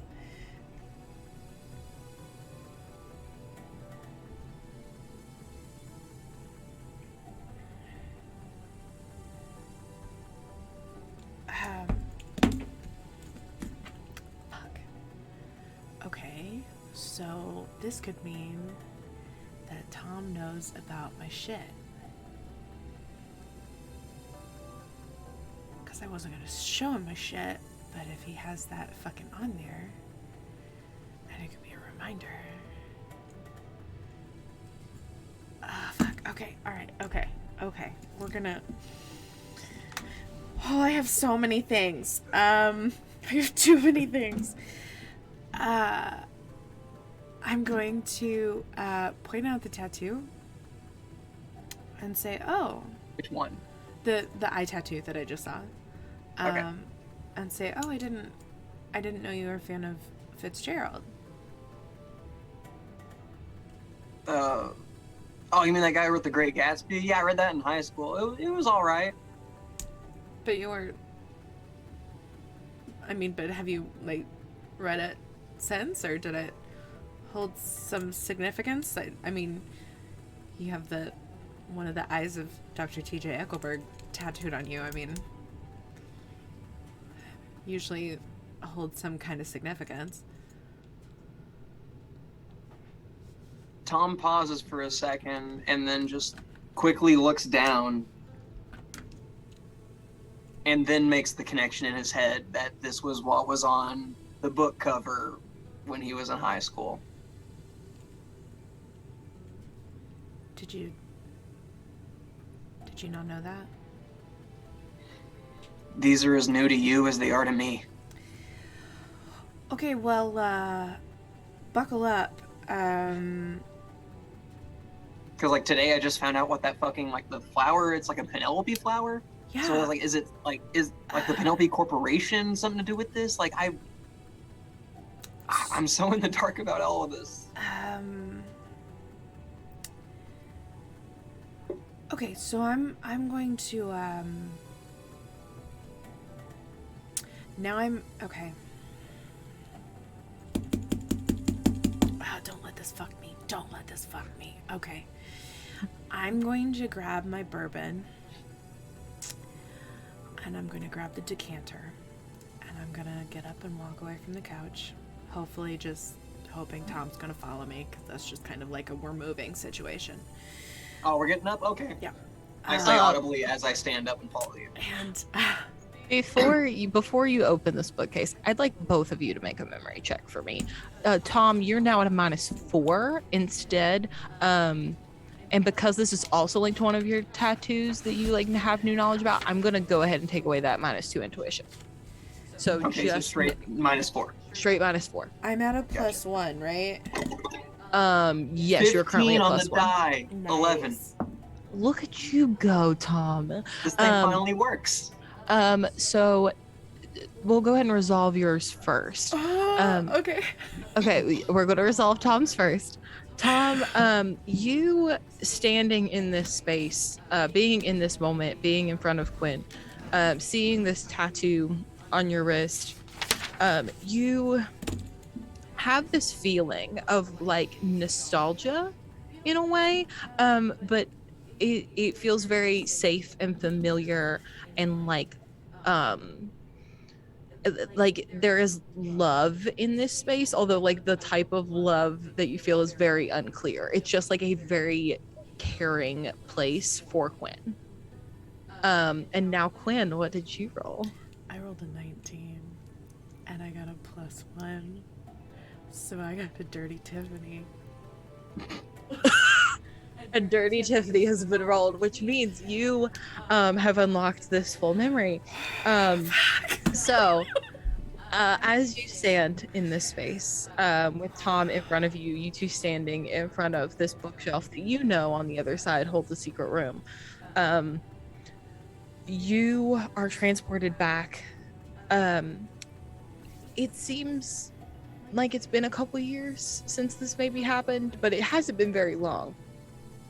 Like a couple years max. You and Tom both look a bit younger, but not by much. And you two stand in front of this bookshelf together. But there is no hiding from you what this relationship is. This is someone you love standing in front of you. It's not it's not hard for you to put two and two together.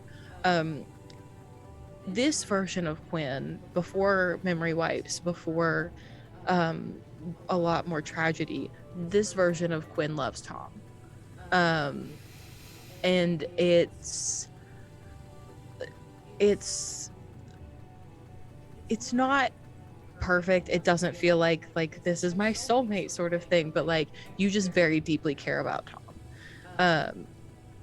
And you also in this moment have the knowledge of Tom does know what's behind that door. Obviously the present day Tom does not. But this version of Tom knows what's behind that door, and this version of Tom has helped you put together what's behind that door.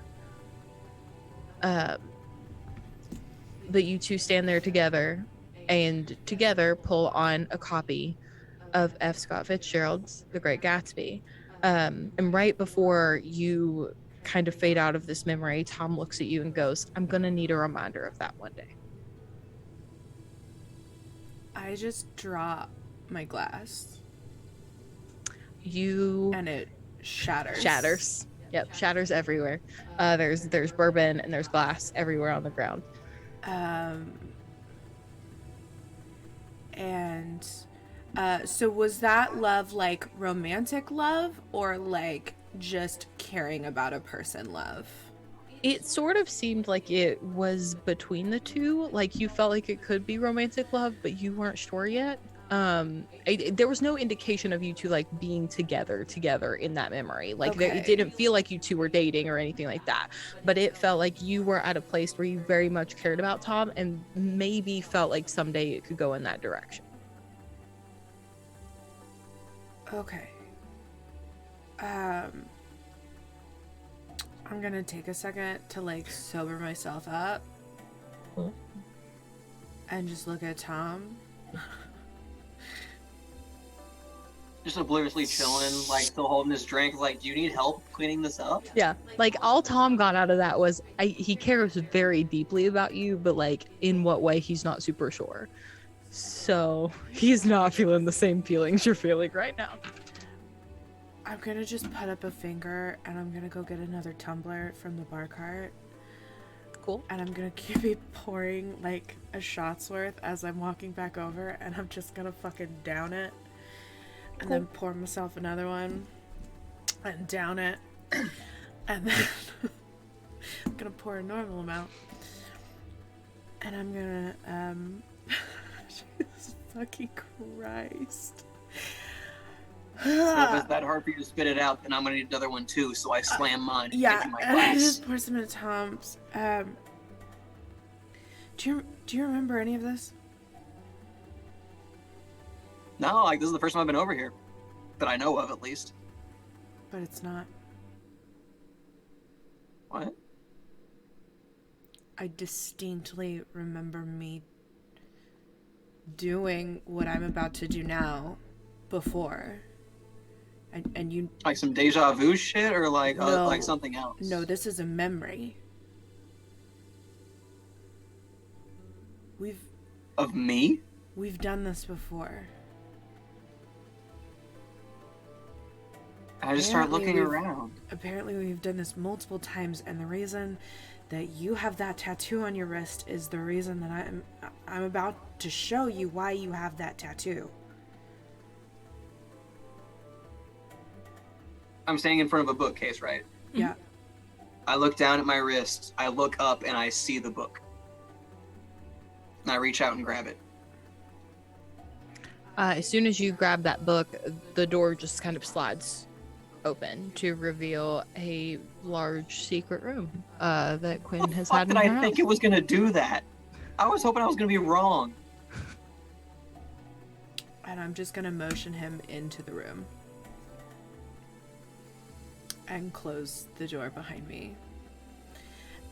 Just so you know, this looks like a fucking crazy person's room.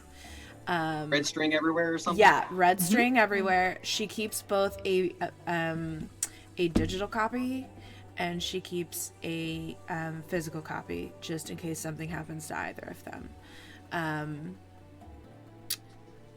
So you will see people, you will see places. There's a giant map of the city, everything. Exactly. You gotta have the red string. Imagine like that meme of Charlie from Everything's Sunny in Philadelphia. He pins it to the wall. She's just like gesturing at it, and she's like,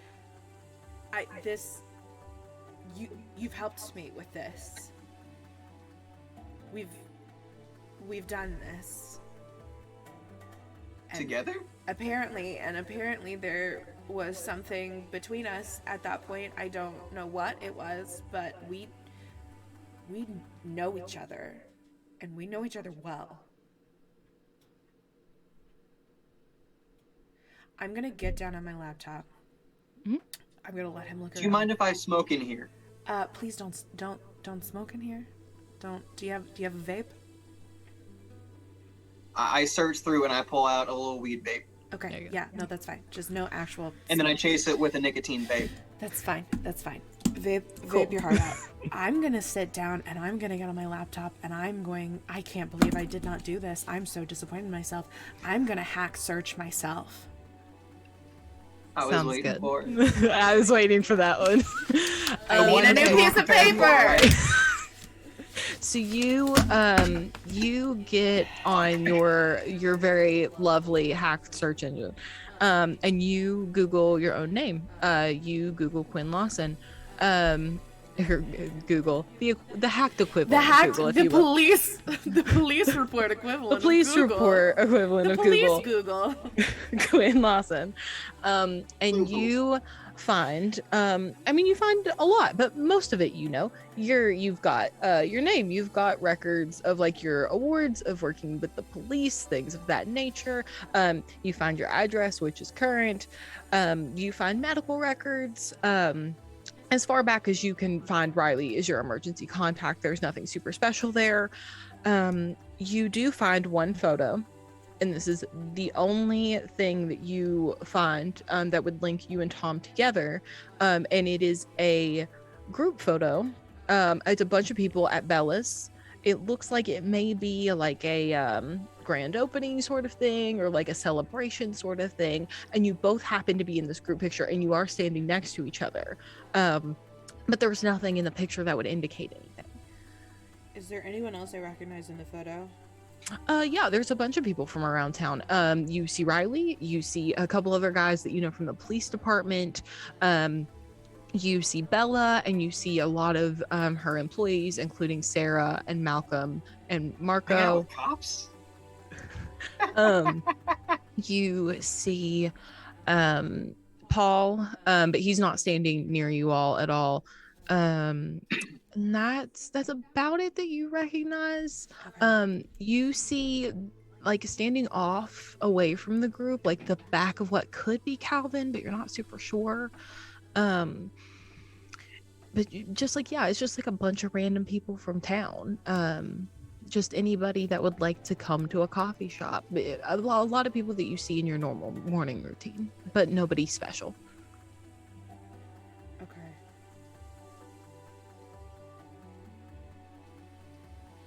So nothing other than that photo that I don't already know stands out. Not really. No, there's nothing super. And there's still just different. the articles about my parents, like, going on holiday. Yeah, there was one with your dad about 12, 13 years ago. Says that he went on holiday after a very tough year of working cases for the police department, that he was so well valued and respected and everything like that, but at the end of the article concludes with another person will be named chief of police in his stead while he is on holiday. Oh god, he was chief of police. Your dad was chief of police. Yes. Holy shit. I didn't know what rank you were gonna give him. Jesus Christ. Okay. And then how long ago was my mom's? Your mom's, the last article with anything about your mom, there were a few, because your mom is a very dedicated researcher and a very well known in her field. But the last one that you can find anywhere happens to be about 6 years ago, and talks about research that she would be doing out of the country in order to further efforts in medical discoveries and things of that nature, that your mom was making a selfless act in going with a small team of researchers to go find this information that could possibly used to cure a lot of things. How many years ago was that? That was about 6 years ago. Is she Googling this while I'm here or before I came? With you. Yeah, I'm letting you explore the room while I'm Googling all of this. Do you bring my attention to me being in a picture? I'm about to. I'm just getting through all of this first. Okay. Oh, also, I will have grabbed and pocketed those pictures, but I mean, they're already up on the wall. Yes. So, okay, so I print the picture that Tom and I are in, from however many years ago, and show him the picture, and say, see? Wow. When the fuck did I hang out with cops? Who knows?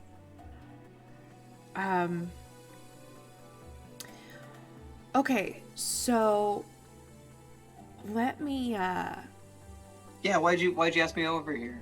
let me catch you up to speed. And Did you find something out? I just kind of start I start explaining some things, but general, kind of the general things that I've figured out about the town, and I'm slowly making my way across the wall, I'm letting Tom know all of this. Tom, when we get to the picture of you and Luna and Penelope, go ahead and make a memory check for me. You are going to make this with favor, and your you are also going to make a go ahead and no, I don't want to do that. I changed my mind. But still roll with favor. Ignore the intuition pessimum. Okay, favor -4. Gotcha. Yes. 4 on the die. And 11 on the die. Okay, so yeah, you're not Sad. getting much of anything, at least from this picture. Now, if you want to try with other pictures, I will absolutely allow you to do that again. And that's the one with all like three, like me and Luna and And Penelope. Penelope as kids, yeah. The one that's like kind of blurry, the color's faded. Is there an older Luna picture? There is an older Luna and there is an older Penelope picture. Penelope looks to be about 16 in her individual picture, and Luna looks probably like 22-ish, give or take. I look at the Luna picture. Yeah, go ahead and make that save memory check for me again. Okay, 6 on the die and a 19 on the die. The 19. No, 15. The 15 will definitely get you something. So you look at this photo of Luna. Is there a label next to it that says a name? There is not. I labeled everything. Oh, okay. So there are yes, labels there is. everywhere. There is So it says a Luna label Weaver? that says Luna Weaver on it. With that 15, instead of giving you a feeling this time, I'm going to give you a snippet of something. You almost like slides are being put in front of you. You know how it's got like the little click and the next one comes up, almost like that is happening. But it's like frame by frame you can see Luna running through the house. She looks probably like 17, 18, and she's like throwing clothes around. It seems frantic. You can't really remember what she was saying, but it seems like she was getting ready for something important, maybe. But that's all you've got is just Luna running around the house getting ready for something.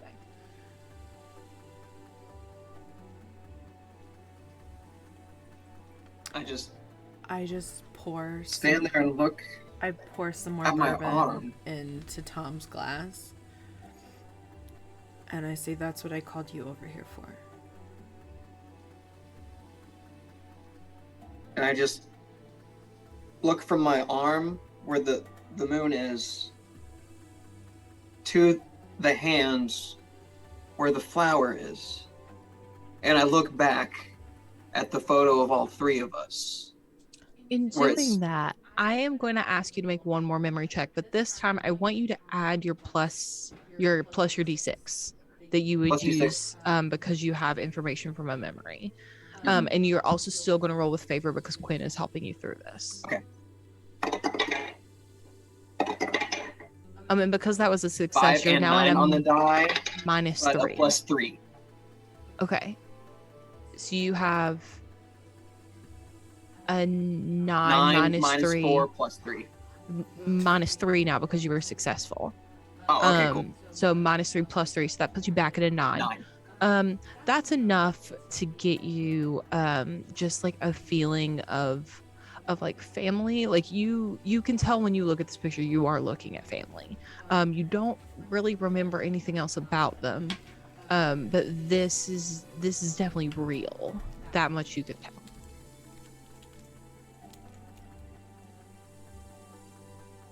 Tom just starts crying and doesn't know why.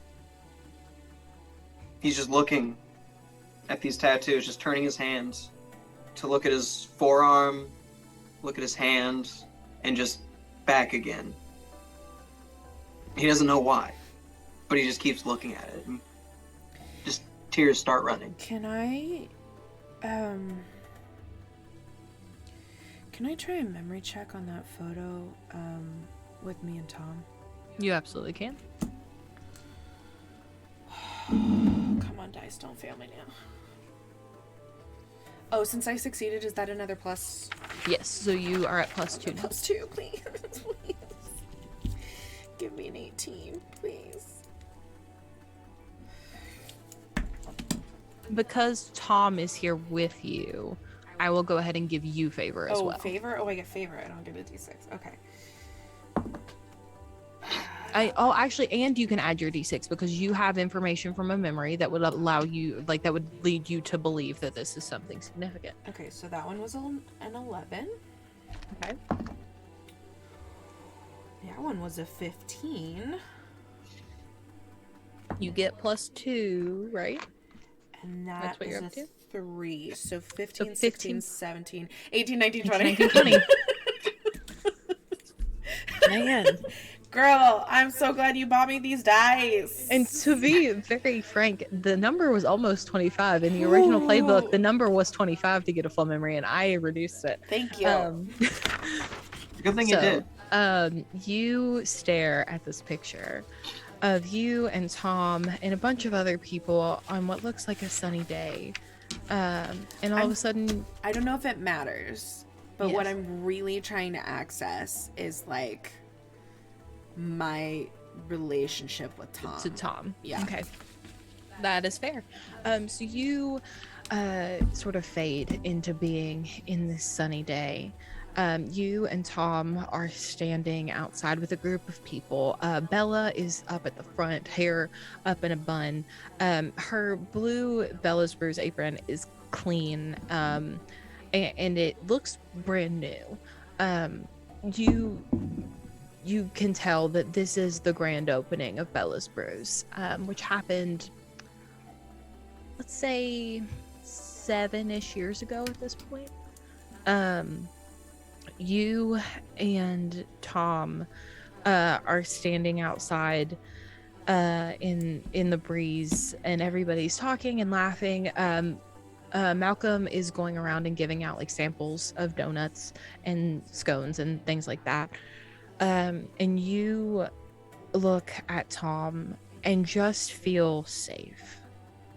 There is no there is no wondering what happens here. There is no feeling of uneasiness. There is no moment that would make you think that Tom is anything but special and warm and light to you. You still have that same feeling of love that you felt with the memory in front of the bookshelf, but the difference is that this one is farther back. This is 7 years ago. You can tell that Dom is sort of like freshly a part of your life at this point, but you just automatically felt like Tom was somebody that you could be around and be safe around. There is like this caring warmth, maybe like a bud of like love and caring there, but it's just so early in your relationship that you can't tell. Do I get any flash of how he and Riley were interacting? Yeah, you can totally see that. You see Malcolm bring over like coffee and donuts to all of the cops, but you also see Tom wander over there and just ask Malcolm if he could have a sample, and Malcolm like happily holds out this tray. You are too far away to hear what they say, but you see Riley kind of like laugh and crack a joke, and Tom laughs with them and everything. From what you can see, everyone's body language makes it seem like everybody is getting along great.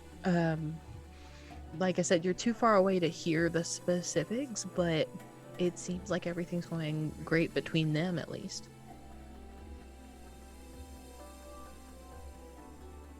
Jesus Christ. Okay.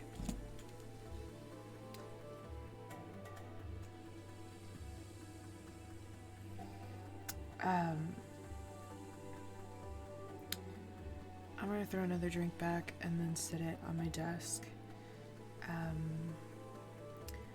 And I'm gonna just go hug Tom.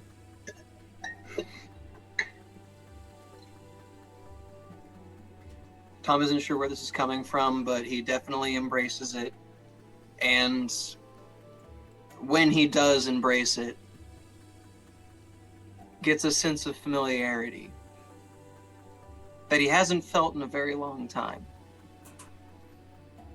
And then just This is so weird. cries even more. Like, this is so weird. This is what happens when you only remember the past 5 months of your life, and I get to make up everything before that. Okay. I know it was a Pandora's box when I told you how I wanted to plan my character, but Jesus Christ. The only thing I know about my backstory is stuff about my parents. That's the only The only thing we previously discussed. Everything else, and Riley's my brother, and that's all. I told her that's all I needed to know. Yeah. Y'all signed up for this shindig. I'm just the one conducting the train. All I told her is I have like some sort of father figure, like partner-esque person named Teddy. Yep. That's all he gave me. I got to set my family, and I got to know that I am. There's a spoiler alert for everyone. You know about my secret room, but the whole reason the secret room started was because of her parents. So it's obviously spanned on since then.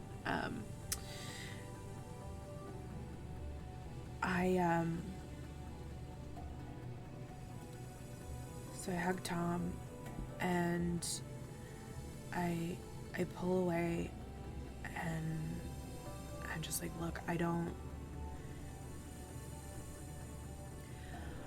know what was. Their name says Weaver on there. I know. I did some digging. Why don't I remember them? I don't know, but I'm gonna help you figure that out. This is all the information I have, and I just start going over everything I found. At one point, talking about how at one point Luna was your emergency contact before it became Teddy, so Luna was around for a while. How much older am I than her? Do I have any of that information? Well, so in the picture of the three of you, you were around. He was 15. Luna was 8. And Penelope was like 7 or 6. Yeah. So you're about 7 years older than Luna. Than Luna. I was an older brother? Apparently. Hope it was a good one. I'm sure you were. And then I'm going to point to the picture of all of us and be like, do you remember this day? No. I don't. You and Riley were getting along. You were getting along with the cops. No, I really don't believe that. I don't know what happened. But we're going to figure it out. Where did my life go? Where did everybody go? I don't know, Tom. But I'm gonna fucking figure it out. They took my parents from me. And they took your sisters from you. They took her from me and they just kept throwing her name back in my face. I have a theory. And I'm gonna pull out my burner phone. And Tom is the only person I'm going to tell about this burner phone.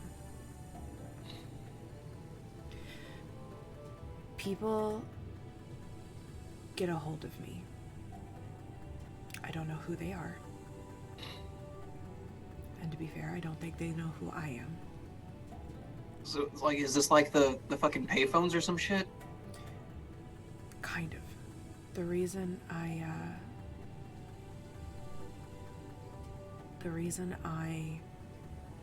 went to the toy store in the first place was because I got a tip on this phone saying that I would find the words of truth there. And then we found that book. Shit. I got one before you got here. What did it say? It said she's still out there. And I asked I asked who. They said Penelope. And I asked in Grimsby. And they said they never would have let her leave. Oh God.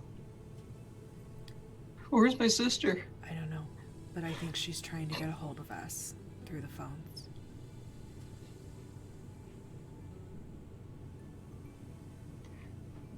They always ring when we walk by. I think we should go for a walk. Let's go for a walk. gonna wipe everything, put everything back where it needs to go. I'm gonna clean up the glass so that I don't stupidly stumble into it afterwards. Hi Cole, hi Neil, thank you for popping in. Also, Cole, belated happy birthday. I was gonna wish you a happy birthday Cole. on stream on last Thursday, even though it was gonna be a day late. But since you're our first subscriber, you get special shout out posts. Damn it, Cole, we don't play by the rules. Damn it, Cole. So yeah, she's gonna close everything out, wipe everything like she normally does because she's got her paranoid pessimum, clear the burner phone, and they're gonna go for a walk in the park. Absolutely. So you two go ahead and exit the house. You start to walk down. Do you have a particular way you'd like to walk? I know you both Let have me seen pull up the map. I was gonna say you both have the map. I will never stop using your real name. I definitely have a map in my pocket. I will never stop using your real name. It's not like I'm using your full given name. Like they're gonna find you. Okay, what street do I live on? You live. Hold on, let me also pull up this map. You Yeah, live. I pulled it off of Twitter so I could have the map. You live within the one of the houses that is on Raven Road. Raven Road. Okay, so let's go down.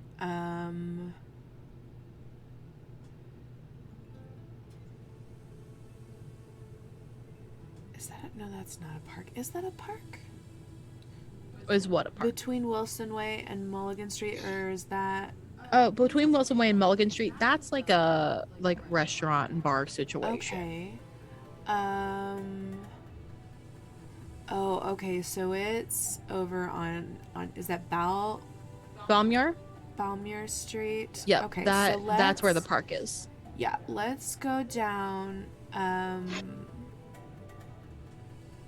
Actually, does Craft Street go behind this house? Craft Street. Yeah, Craft Street goes from like Raven Road where your house is, and when you go down it goes like out behind that house.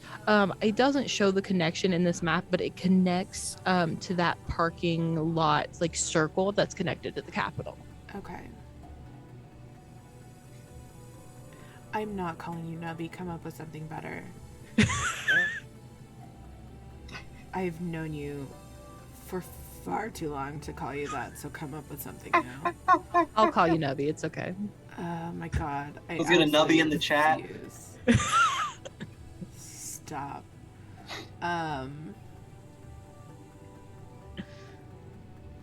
Just trying to see if there's like a less traveled way to get there, but I also think going by the Capitol building is not necessarily the best idea either. I'm sure Tom has traced some back alleyways in his new map. Oh, I'm sure. Yeah, Tom has probably been out and explored many times. I've made it a point to really familiarize myself with this map and figure out what routes I might have taken in the past. Yeah. Okay, so yeah, I'll go with Tom. We'll do some alleyways to kind of get us over to the general park area. Okay, so you all go ahead and walk towards the park. It's getting like kind of late in the day at this point, probably around sunset. And you all walk along. And for a while it just seems like a peaceful walk until you get right outside the entrance to the park and you hear a phone start to ring. But this time it is not a phone booth. It is Tom's cell phone. At first I jitter and look at the phone booth thinking that's what it is. Swear to God. It's not until Quinn says something that I pick up my cell phone. When you pick up your cell phone, you hear a very familiar voice on the end of the line. This is a message from the Reality Corporation. We have a message for you from Penelope. Would you like to hear it now? Go fuck yourself. Where's my sister? This is a message from the Reality Corporation. The message from Penelope will play now. Please hang up the phone when it is finished. It rings through like it's going to connect somebody. But on the other end, when it picks up, you hear nothing super specific at first. It sounds like a lot of people talking, like almost like somebody's butt dialed you, like how people talk in the background. Then noises come in, like the sound of a phone ringing, like wheels against the floor, just different bits and pieces of noise. And then in the very back, like in a very far away voice, you hear, "Welcome to the Marjorie Alderman Rehabilitation Center. How may I help you?" And then the line goes dead. Which room is she in? Like, that's what I yell out as that rings out. But then I just hold my phone out. And you two stand at the entrance to a park. And it's in the middle of sunset at this point, so night should fall pretty soon. You two are welcome to do whatever you would like. I have the name of the center, so I look it up. Yeah, you Google or search in whatever nondescript search form you have. You search for the Marjorie Alderman Rehabilitation Center. It is listed as being in Grimsby, but it is not a building that you know of off the top of your head. Does it have an I address? look at my map. It does have an address. Let me see what that address would be. That address is going to be 2747 Zelda Avenue.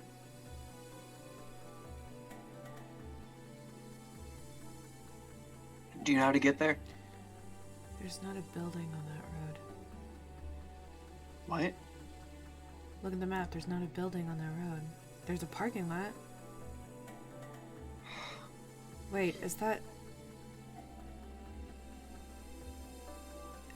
smudge thing? Is that it?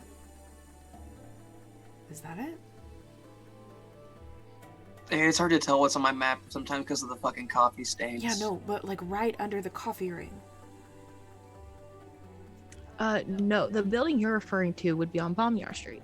Okay, so there is no building on Zelda Avenue. I'm correct, right? According to this map?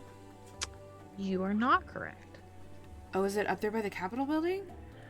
The ring is around the Capitol building, I believe. So give me, what do I want to make this? Just give me intuition. What is it? I think that's a D12. I have all my pages flipped over. 9 minus 2. Okay, so 7. Mine is an 8. Not much better. Okay. You two can at least get a bit from that. You two both are looking at Maya's map right now, correct? Yes. If you remember, in the first episode when you got this for free because of your lesson, I made sure to specify that there's one building on this map that is not on your map. Oh, and it is okay. behind the Capitol building. Zelda Avenue stretches behind the Capitol building. So it is plausible that this building is somewhere behind the Capitol where you wouldn't be able to see it from most places, but would still technically be on Zelda Avenue for the way that it stretches in and out of town. They said that the answer was through the Capitol in that book that those two girls were writing in. Do you think that means something about this? It Could be.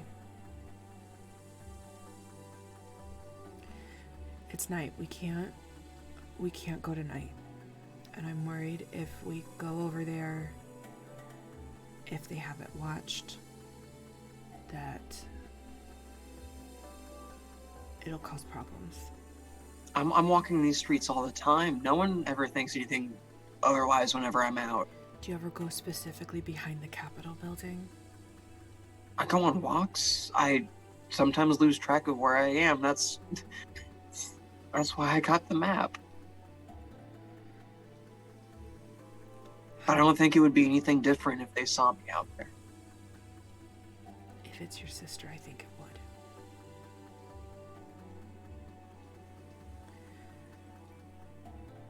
So how about... I'm willing to risk it. How about this? Because if this will help me find my family, I know. I have to risk it. I know. Believe me, I know. It would be too late for visiting hours anyway. So how about we go back to my place, you crash there, and we go first thing in the morning. Okay. Thank you. Don't tell anyone where you're going. No fucking way. This is just us. Oh shit, I'm supposed to have dinner with Riley. You were. It's just now hitting sun. Like, it's just now nightfall, though. Okay. So it's not too late to go to dinner. Because, like, we established in another episode, this is, like, early nightfall time of the year. I tell Tom where my spare key is, and I send him back to my house. I just start looking at her board. Yeah, don't fuck with anything, but just feel free to look. I smoke a joint in her backyard, so Thank it's you. not inside. And I start just trying to zone in and follow all these red strings while she's off with her brother. Yeah, so I'm gonna go meet my brother at the restaurant. Okay, that sounds good. Quinn, you pull up to this restaurant. It's nice. It's sort of like an all-American type of place. They've got like jukeboxes and things like that. You go ahead and walk in, and you can see Riley sitting at a table not super far from the entrance. Before I go in, I will have tried to school my mask back on to where everything's fine. Everything's perfectly fine. Hold on, just for that. I feel like I need an everything's fine face melting gift in the chat. Everything's fine. I'm fine. It's fine. And I will walk over and sit down at the table. Hey, Quinn, I thought you weren't gonna show. Yeah, sorry. I got a little wrapped up in reading. Lost track of time. It's cool. I know how you are. Did I miss anything exciting today? No, just a bunch more paperwork. I helped Paul out at the church with some stuff. Well, did something happen? Oh no. They're just like trying to rearrange some stuff, and they don't have like a lot of help right now. So they're taking care of a bunch of stuff for the church. He says that there's going to be like a really big thing coming like next week probably. Wouldn't tell us much more other than that. So he just he told us that he'd see us at the next community meeting, and we left after we finished helping move the pews and stuff. You think he's gonna finally make the announcement of who's gonna? It's possible. I mean, he's had those three like with him for the longest time. It seems like the third one's kind of fucked off, but Yeah, nobody's heard from him in a couple days. Paul asked me. Checked on him. Yeah, nobody has yet, to my understanding. Paul asked me if I would like wait another day before I went to check on him, because Paul, you know how he is about like the people he's with and things like that. He's very protective, and so he asked if we could just wait like 24 hours, and if he hadn't heard back from him that we could go check on him. So I'm honoring his request because he's That like a very doesn't big town official and everything. seem shady to you? I mean, he's not been around for a handful of days. I mean, it does, but at the same time, like, you know how things are around here. Everything's tied into itself, and one domino falls, and we're all done. I know. Any news on when Bella's gonna be back open? Yeah. They said something about tomorrow. They had to replace a machine that went bad. And that's why there hasn't been anything. But yeah, Bella said that it should be back tomorrow. She won't be back for another couple of days. One of her kids is sick, but she's got like 2 or 3 new high school hires, and they're gonna like take over for the day, along with like one of the more seasoned employees that she's had for a couple of years. I think, was it Sarah? No, it wasn't Sarah. Olivia, maybe? I don't remember her name. But one of those. And then the high schoolers. Yeah, I gotta say, they don't make coffee like Bella does, but can you blame them? They're barely old enough to drink this stuff. You know, but it's still better than the shit I make at home. Oh yeah, for sure. Absolutely. So, so how have you been? I know the breakup was hard, but yeah, everything with Charlotte was hard for sure. But I'm good. I kind of threw myself back into work, which has been good for me. And like there hasn't been a ton of big stuff around, anyways. So it's mostly paperwork and just stuff like that. Looking at little things that have happened around town and just making sure everybody's held accountable for what they do. You know, that sort of thing. Had like a big dinner thing at the Capitol last week. That was all right. you didn't tell me about that. Oh, it was just like a small thing. I didn't want it to like seem like this super big important thing. It was just like a handful of us on the force were invited for like doing our good deeds or whatever. And you didn't bring me as your +1? We didn't get any. It was It was like a very small, very exclusive thing. So you were being awarded for doing such a nice job, but no one was allowed to be there to support you? That was... The whole thing was kind of weird. That's kind of weird. When I think about it, the whole thing was a little weird. But I mean, it was fine. It was dinner. We sat and we talked. We didn't even see a ton of like officials or anything. Like a couple had dinner with us, but like they're the ones that you just like see around town that do like the very like basic stuff, like the ones that work with the police department. There wasn't anybody else there. Now that you say that, that does seem really weird. But I mean, hey, it was free dinner, so I guess it's fine. Complain. Yeah, it was good. I mean, they do usually roll out the good shit for those occasions. So. Oh yeah, for sure. Yeah, and everything was really good. We just all went in like dress blues and all that. But you got your dress blues out? It was at the Capitol. What was I supposed to do? I'm just saying, like this. You know, who knows? Things are weird here. They never seem to do things like you think they're going to. Yeah, I think that might be Grimsby's new town motto. Things are weird here. Yeah. Let's put it on the welcome sign. I'm sure it'll be great. Let's fix up the welcome sign and we'll put it on there.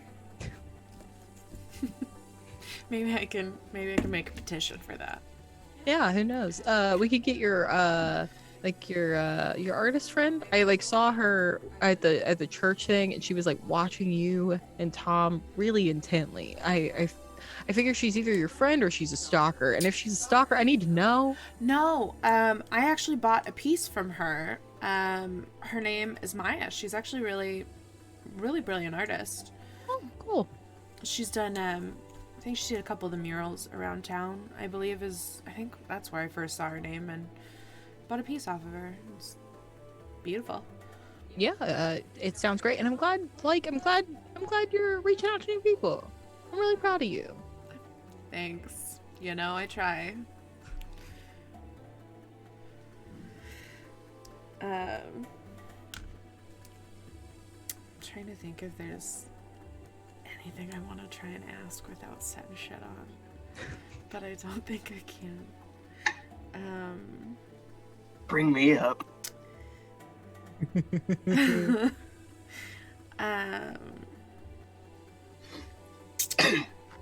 you know, you know Tom, right? Yeah, Tom Weaver, that dude.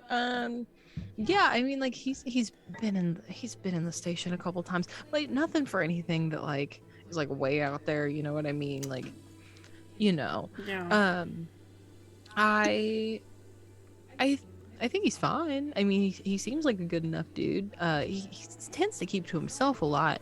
I've seen him around town with that one dude who like never. I've never seen that man before noon. The noon coffee guy. Yes, the noon coffee guy. Yeah. You know exactly who I'm talking about. Yeah, I know who you're talking about. Yeah, he hangs out with that dude. Yeah.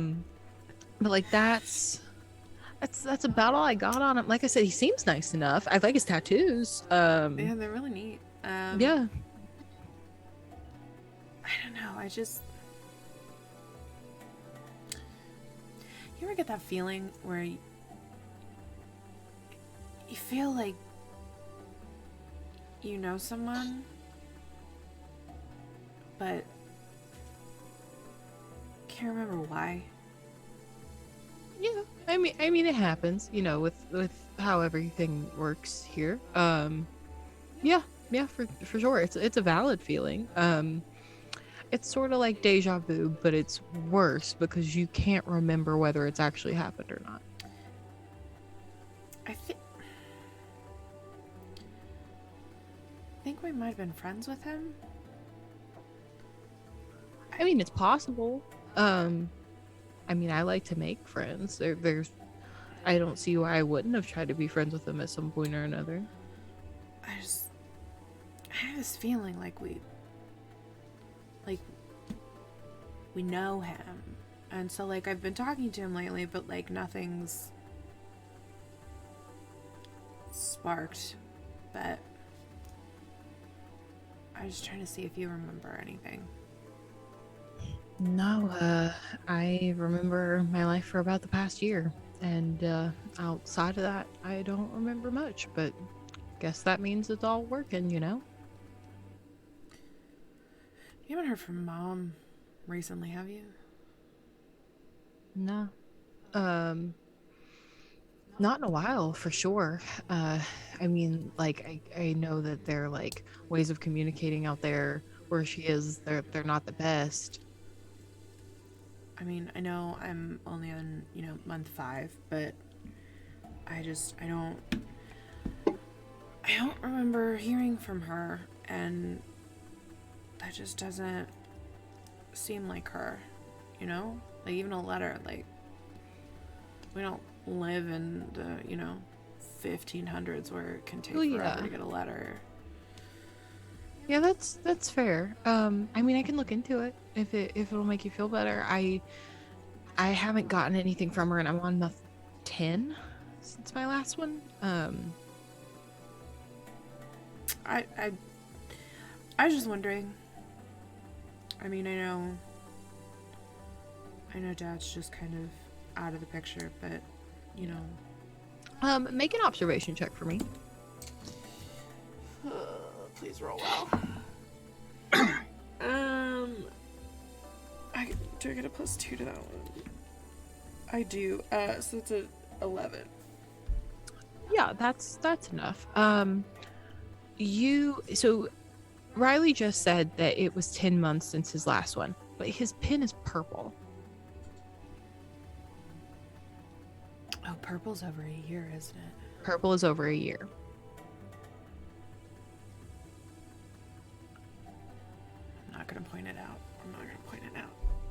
You are, or you are not? I'm not. Okay. But yeah, he just keeps on going. Yeah, I'd love to look into that. I'll see what I can find. There's got to be like an address or something where mom's staying. I can see what I can figure out. I For figured sure. you would have a better access than I would to stuff like that. But I thought it was weird. We haven't heard from her in a while, so. Yeah. I can totally look into that for sure. I'll let you know what I find when I find something. Okay. So I guess they just kind of we eat and probably have a couple drinks, and I try and make it not too late because I know Tom is alone in my house. Who knows what kind of shit he's gonna get up to? Just getting stoned in your backyard. That's it. Just laying on the grass, just getting stoned. Just staring at the moon and back at his fucking forearm. That's about it. All right. Well, I'm gonna head out. I've got an early morning. I've gotta try and dig up some more jobs since you guys seem to be taking care of everything. Yeah, it's been real slow here lately. But I'll let you know if something comes up. Thank you for taking the time to have dinner with me. Of course. I'm still kind of reeling from the whole Charlotte thing. I'm doing my best, but I can tell, and it's okay. You need to call me. You know how to get a hold of me. Yeah, for sure. And he gets up and gives you a hug, and he walks you out to your car. Once Bella's is back open, I'll bring you some coffee and donuts.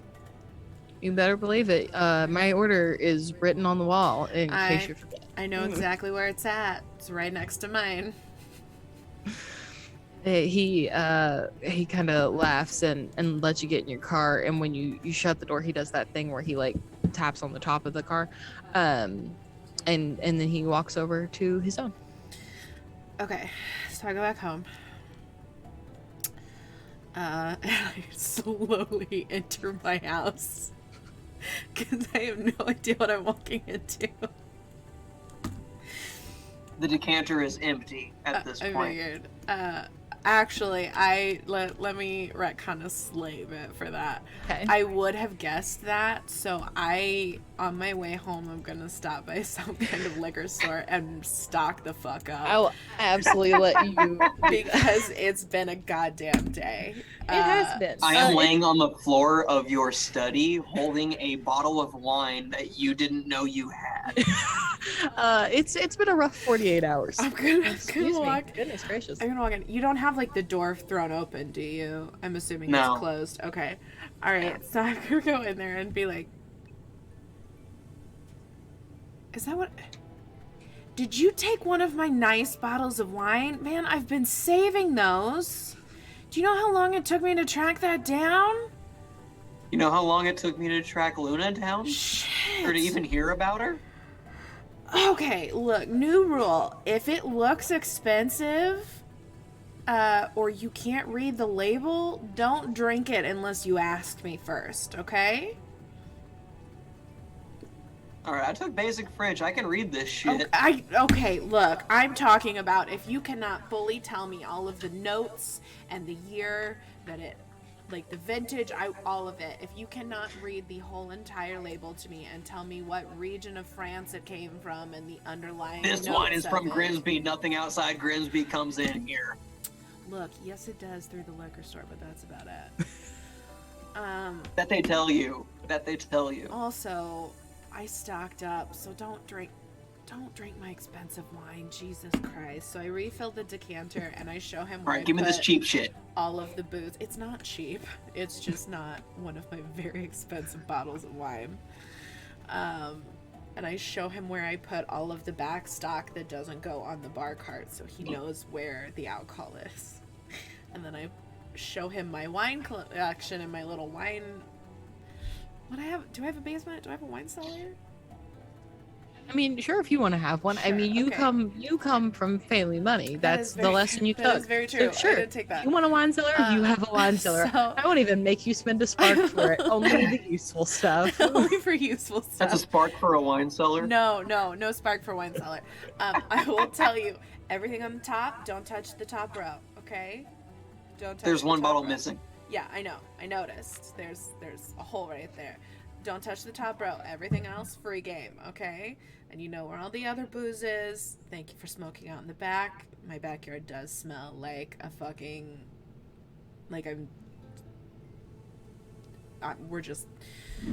Like my basement. It's okay. Yeah. You can say that. Okay. Yeah. No, it smells 100% like you have been hotboxing out in my backyard. But you know, It's hard to do that in the open air, but I figured I found a way to somehow do it. you have learned how to do it because that shit lingers. I just don't exhale ever. Thank you, 5-Foot Latina. I do. I need to like lock those up in like a fucking quality control room. If that you only I want a could code to. biometric scanner for the wine, that is a spark, and I will make you spend it. Also, both of you, I meant to do this earlier. Both of you, please take a spark for the wonderful improv and acting earlier, Thank because you. I thought I was going to sit here and bawl my eyes out. I know, because of I you was two, trying really and I hard. wrote it. I was trying really hard Real not to tears. cry.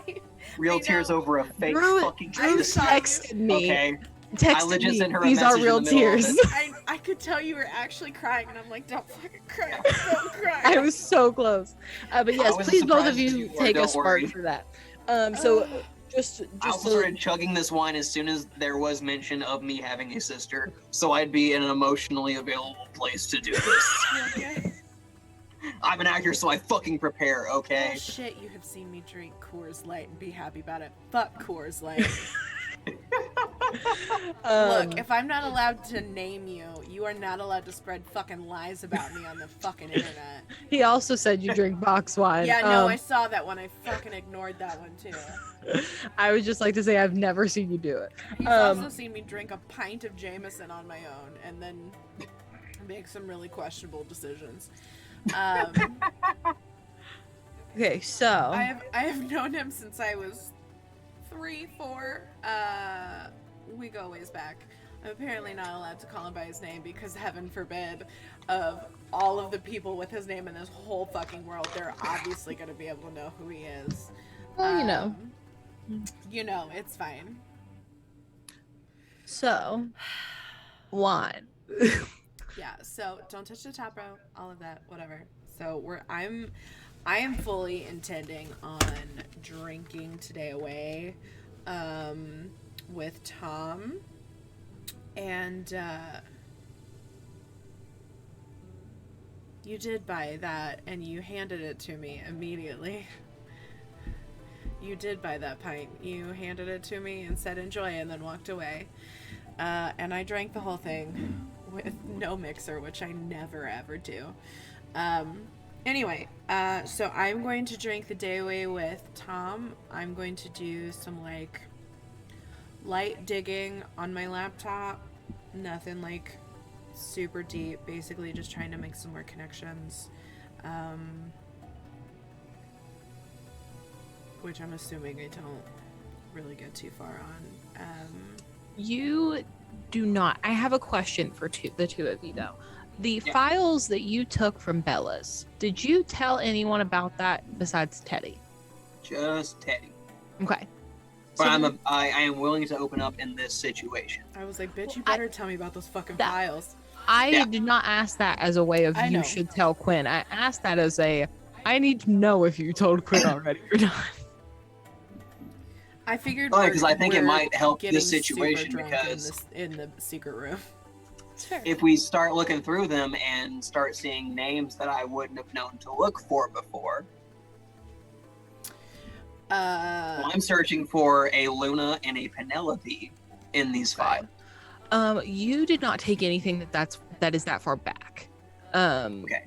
I believe we talked about, you have about the last 6 months worth of Gotcha. records, but there is a significant gap, about 5 Because months. there's a gap of the things where I would have been. on vacation for. Correct. Yeah. And because you said that out loud, I'm not going to make you roll for it. You two can very clearly I totally see. missed that. I'm not answering that on stream. Sorry. What did you say? Um, Drew?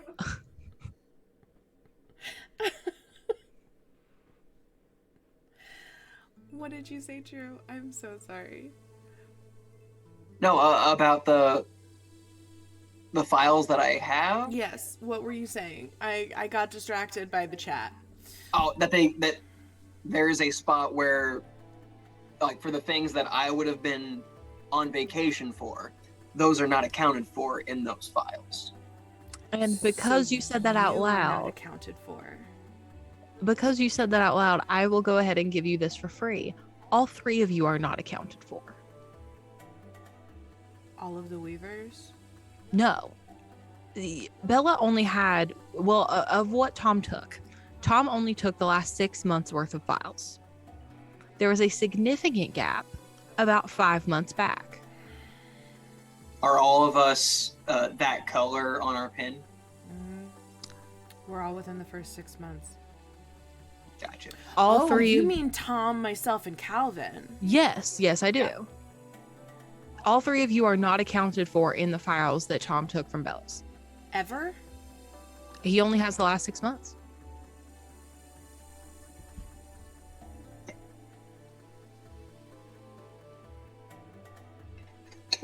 But there is a significant gap about 5 months back where a couple weeks worth of data is missing. Within what you have and within what is missing, you can reasonably say that if Bella was able to track all 3 of you, which is an if because you do not know, all 3 of you had to have been within that 2-week span that is not in your bag. So she has stuff before that 2 weeks. And she has stuff after that 2 weeks, but there's just 2 weeks of nothing being accounted for. There's 2 weeks of just, there's no paperwork for it. Like everything is very clearly dated. These were designed to look like inventory notes, Sure. Suppliers, things like that. But it is very clear that 2 weeks are not accounted for in any way.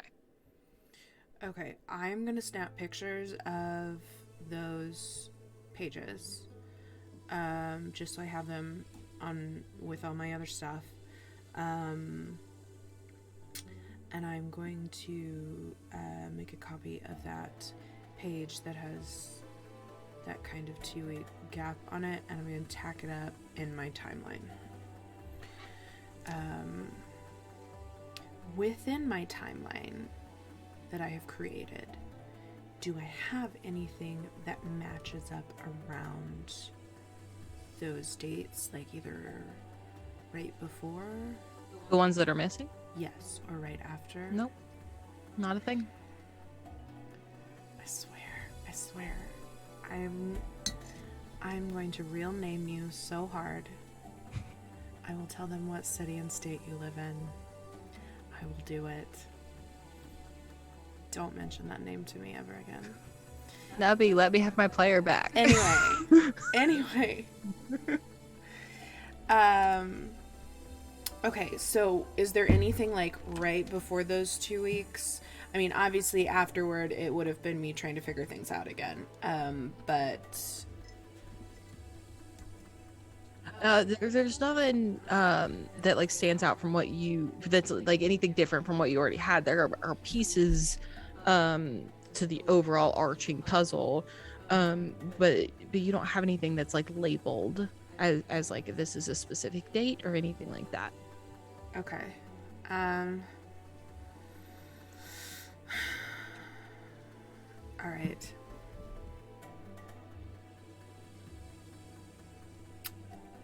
So we know when something happened,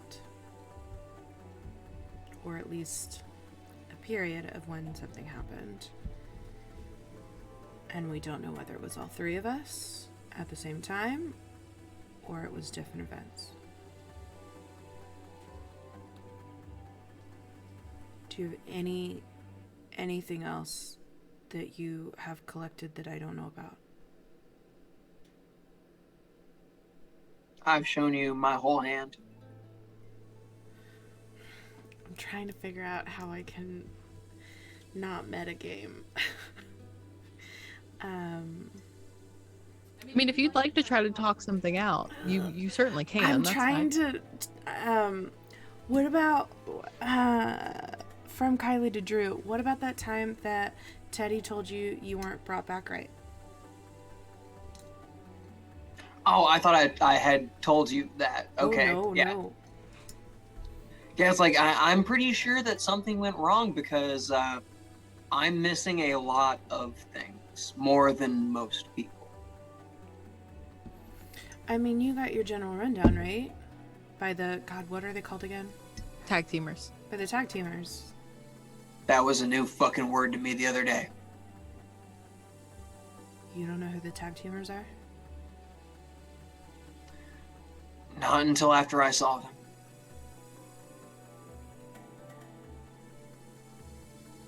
But everyone knows who the tag teamers are. I mean, that's Guess they missed one. general knowledge. The only way you wouldn't have known that is if they didn't give that to you when they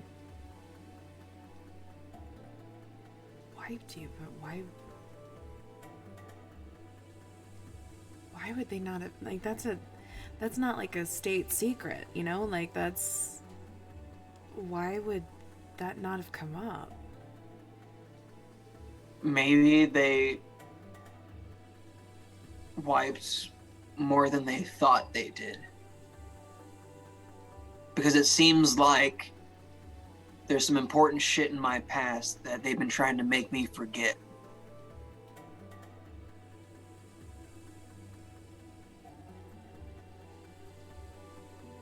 Do you remember what they told you after you got back? No. I just woke up in my bed. Thought it was a dream. I just thought it was a dream. But you still remember Teddy, right? He found me. And introduced himself? Yeah. He's your emergency contact. He shouldn't have had to introduce himself. They should have. That's not how this works. Well, that's where I was, and then he came to find me. He woke me up and kind of just introduced me to this world that I'm living in now. He's all I have, really. Or at least it felt like he was all I had until now.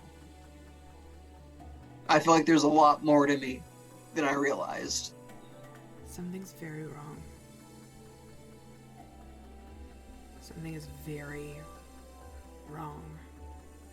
It's felt like that for a long time. It feels good to have somebody else say that out loud. And I'm gonna figure out what's going on.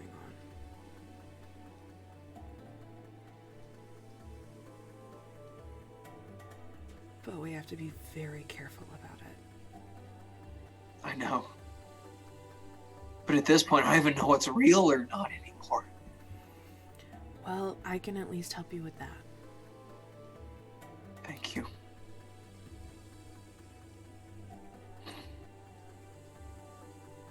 I've never heard of someone having that happen.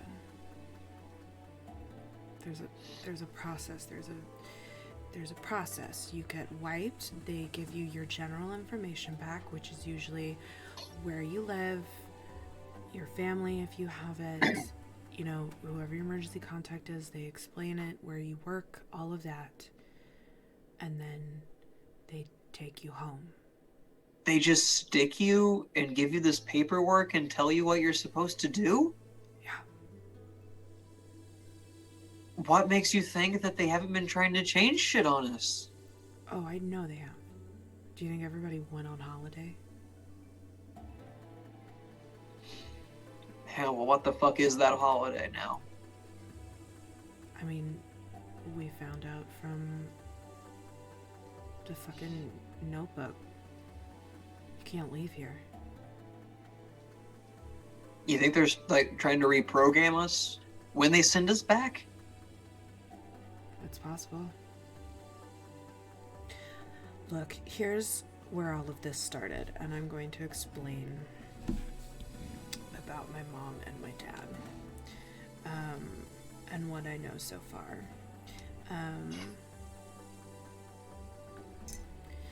I started all of this because my dad left. My dad was not the type of man who would just leave. He was the chief of police. He was an important man, and he always took care of us. And he just left. How do you just leave because you had a rough year being chief of police and you just leave and you don't come back? How do your sisters just disappear? Exactly. And my mom was a researcher. And from what I gathered, I am pretty sure she helped with the drug they used.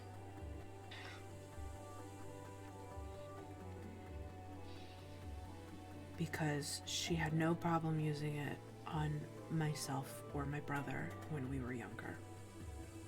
God damn it. So That's awful. she wouldn't have used it if she thought it was dangerous.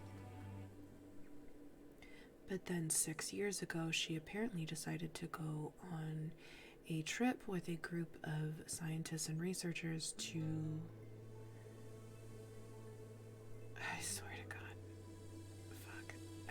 To find more ways to help people. Yet I have not heard from her.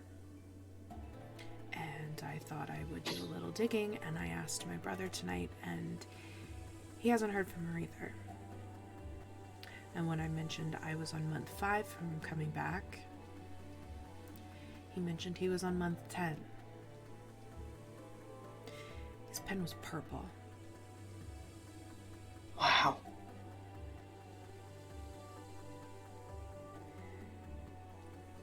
So he's keeping shit from me too.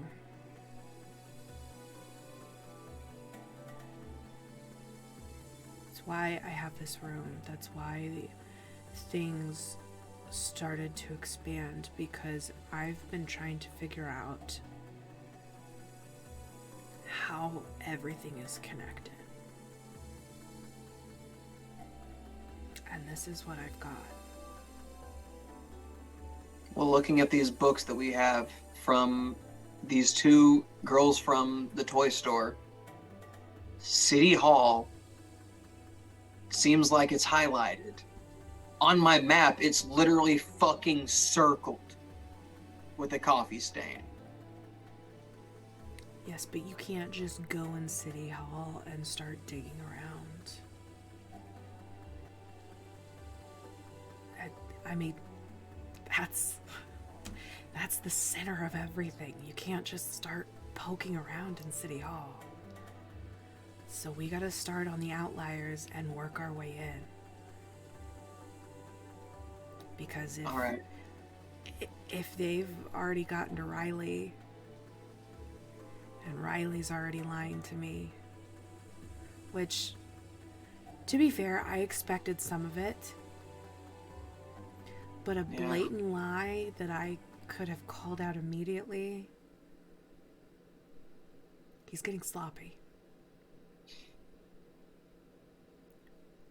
We've got to figure out the outliers before we can get to the top. And let's start in the morning with looking for your sister. All right. Let's do this. I'm tired of just standing around doing what I've been doing, being this middleman bullshit. It's time to fucking put my foot down and do something, make something of what I'm here for. I'm the last one with this last name here in this town. I need to make something of it. I need to find out where the rest of them went. I just need to. I don't think the drugs are you, Tom. I just sell them. They're not really that much of me. I don't think they always were. I have a theory. Let's figure this shit out. I could be wrong, but I mean, you can see I've got your criminal record pulled up, but 7 years ago, we were close. You were friends with my brother and comfortable with cops. Why? That wouldn't happen if you had a rap sheet. Yeah. We're gonna figure this shit out.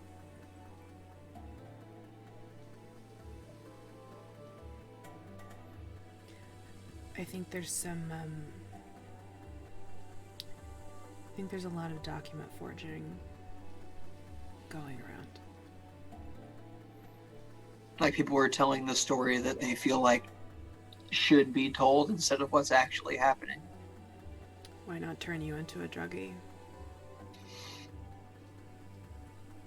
They wiped you, left you with nothing, didn't follow the process. Why not turn you into a druggie?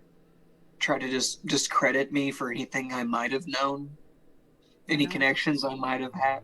Exactly, why not? Fuck this town. I fucking hate this town. I'm glad I don't remember half of it. I'm glad. Because then I'd hate it more. We're gonna figure it out. It's gonna take time. We will. And we've gotta be careful. But we're gonna figure it out.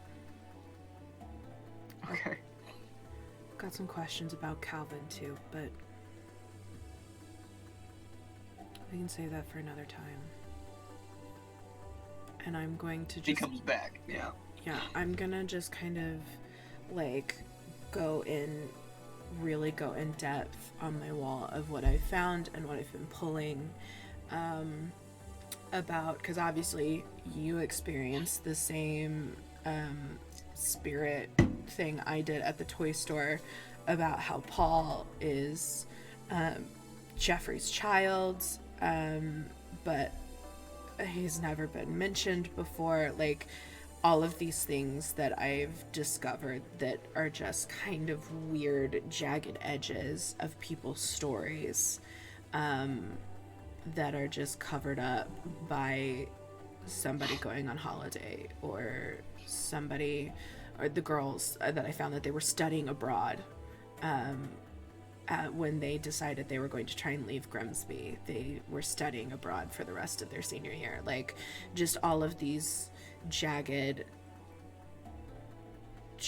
just splits of all of these things that have been happening and how people are tied together, but no one ever mentions them again. And just kind of go into all of that so that he is fully versed in everything that I have. And let him know that he is the only one who knows about any of this. And yeah. You two sit in a secret room in a house in a town that is filled with nothing but sorrow. And as you look through papers and pictures and red string tying each event to the next, in what feels like pure despair about not knowing where parents are, if a brother is lying, where sisters may lay now, you find one scrap of hope in each other in a moment where even though you feel like the world is against you, you know you have one person on your side. And that is where we will end tonight. Hey, you remember how today wasn't going to be a hard day? I didn't plan for it to be. I really didn't. Do you know how much I had planned of this episode? Do you know how much I had planned? 0? Pretty much. I had nothing planned for tonight. It's why I was so nervous, because I didn't know where to go next after everything with Calvin last week. I was like, how do I follow that? And so I knew that we were going to open with investigation stuff. I had all of your tattoos written down and their full meanings. And I put And the I'll tattoos smoke- on my sisters on my same I'll smoke arm. the whole damn thing too. Like, that blew my fucking mind that I did that to myself.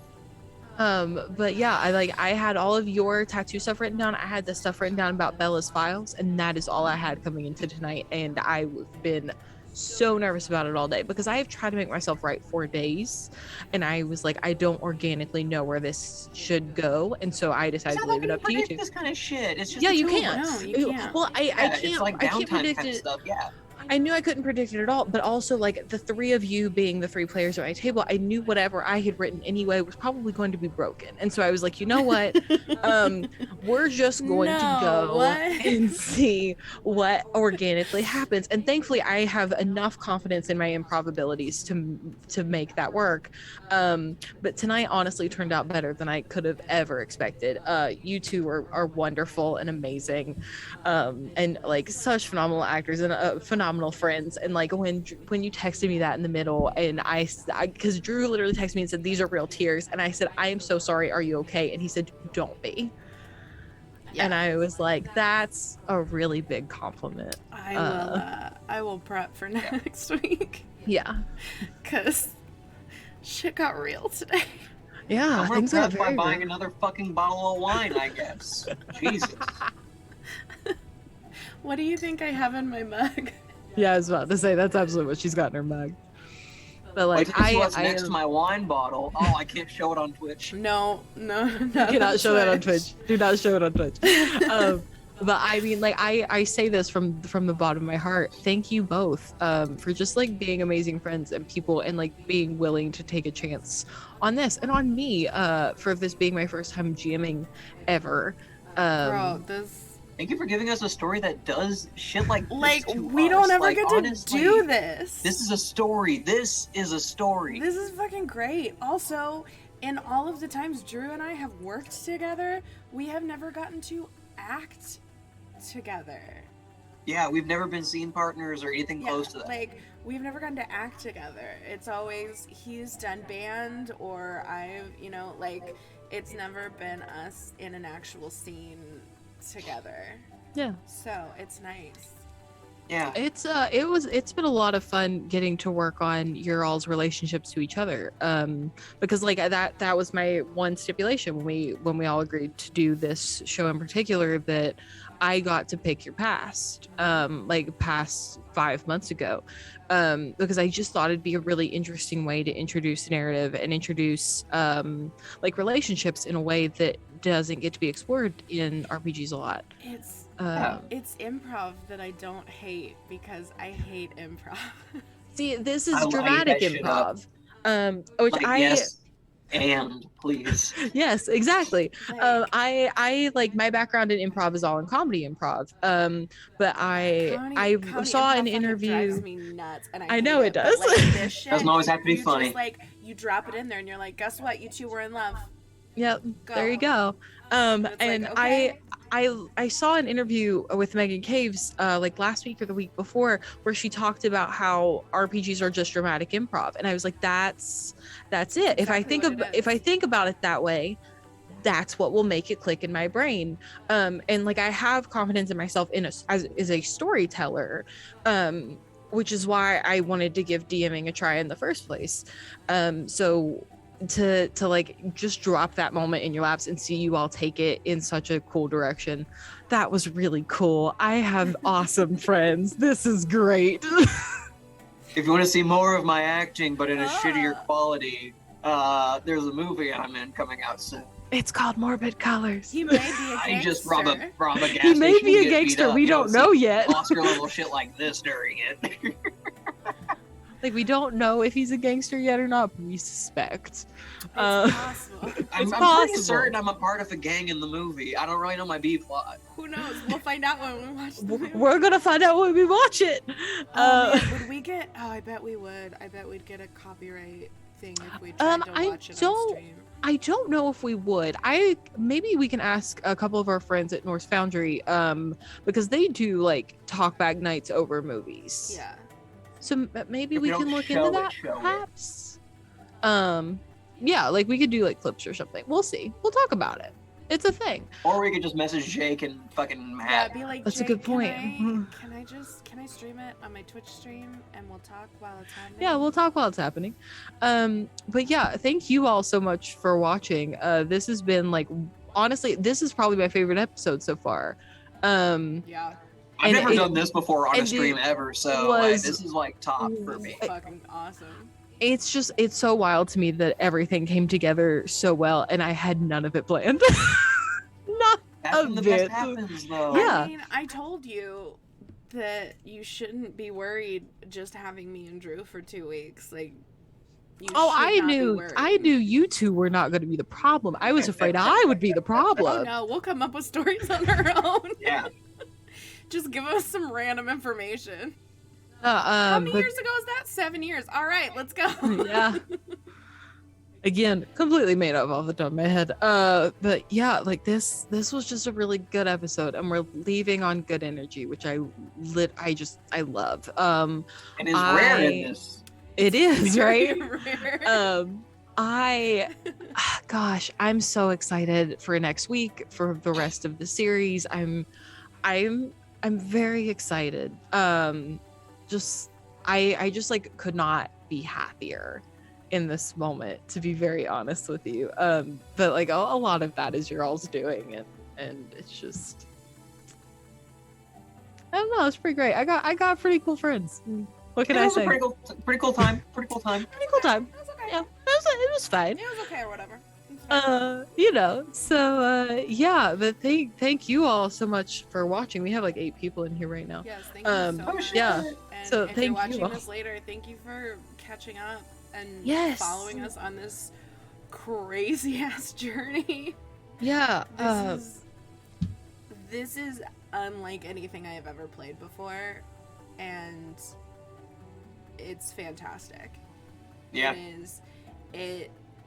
It feels more like theater to me, and in the best way possible. Because it's like, it feels like a character study. But reading these curveballs live. Yeah. Makes Instead it even better. of sitting and reading, like, instead of reading and getting the plot twists and figuring out how to play them, like, you are handed the plot twist while you're trying to figure out who you are as a person. And we have to just process this shit right in front of you and try to make this somehow entertaining. Yeah. Ah, And my brain hurts right now, just yeah. letting you know. Yeah, it's fucking unreal, man. I can't wait for you to kind of help you get this all finalized and out there, because this is unlike any TTRPG I have ever played. So You all are incredibly sweet. When I sat down with the first idea for Everyone's Forgotten, it was before Memory Lane was even a thing. Initially, Everyone's Forgotten was going to be D&D 5e with some homebrew mechanics. You all were so supportive right off the bat for this crazy idea that I had, even though none of us knew what direction it was going to go in. I was just like, hey, I have this thing and I think it'd be like really cool. And I like approached all of it very much from like a theater kid perspective, because that's, our table is full of theater people. And like, I would like to think that I'm decent at what I do, but like, I am surrounded by people who are incredibly talented. And so to be able to make something that like shows off your all's talents is just so much fun to me. I'd like to think I do a half decent job playing everybody else, but like you all are like, you know. You write like one hell of a setup for us to fucking just like hit it to the back for. Like that's some teamwork right there. Yeah. And like there is no team I'd rather be on than with you all. And like I'm working on stuff to be like put out there in other places, and like there are other modules from Memory Lane that I would love to run with people, but like also the channel has stuff backed up. Like we've got Muppet Boards coming up, we've got a Lego campaign coming up, we've got like stuff like that. So like I can't claim Mondays for forever, even though I would love to. Let's do nothing but Memory Lane forever. Hashtag Memory Lane Mondays. What can I do? Hashtag Memory Lane forever. Alternate Memory Lane Mondays and Muppet Born Mondays. Yes. But yeah, I feel very lucky, and I am excited to see what all this turns into down the line. And if there is somebody out there watching that wants to play at a Memory Lane table, it will be released. The goal is at the end of this campaign, like right after the finale for the playbook. And if you want it released sooner, tell your fucking friends about yeah this. I was about to say, if you want it, like let us also like know that I'm on Twitter constantly. Feel free to hit me up there. But like I'm very lucky. I count myself to be very lucky to be surrounded by the people that I am, to have the support that I do, for Memory Lane to have the support that it does. I don't know, I'm very nostalgic and happy tonight with how everything went, and I'm already so sad I have to wait a whole week to do this again. Right. I just want to keep fucking going. I'm so sad. Honestly, like if you all had all the time in the world, I'd be like, let's just keep going. You don't. I'm pretty sure I got some time tomorrow, so tomorrow I may be on Ladies of D&D. We're working on scheduling something. Possibly you'll see me over there tomorrow. You'll definitely see me over there next week. Kylie and I will both be on it towards the end of the month with a few things. Yeah. So yeah, December's busy, but busy is wonderful, and I can't get over how lucky I am and how happy I am in this moment. But yeah, y'all are great. You almost made me cry multiple times tonight. You're wonderful. Hey, don't worry. I cried for real so much during this. I'm not gonna lie. I had some tears starting to well up toward the end, and I was like, "Don't fucking cry! Don't fucking cry! Don't do it, or you're not gonna be able to stop." No, fuck it. I just leaned into the camera and pushed my glasses up so you could actually see my fucking eyeballs. I almost cried a couple of times, partially when you all were acting and partially when you all were saying nice things about me.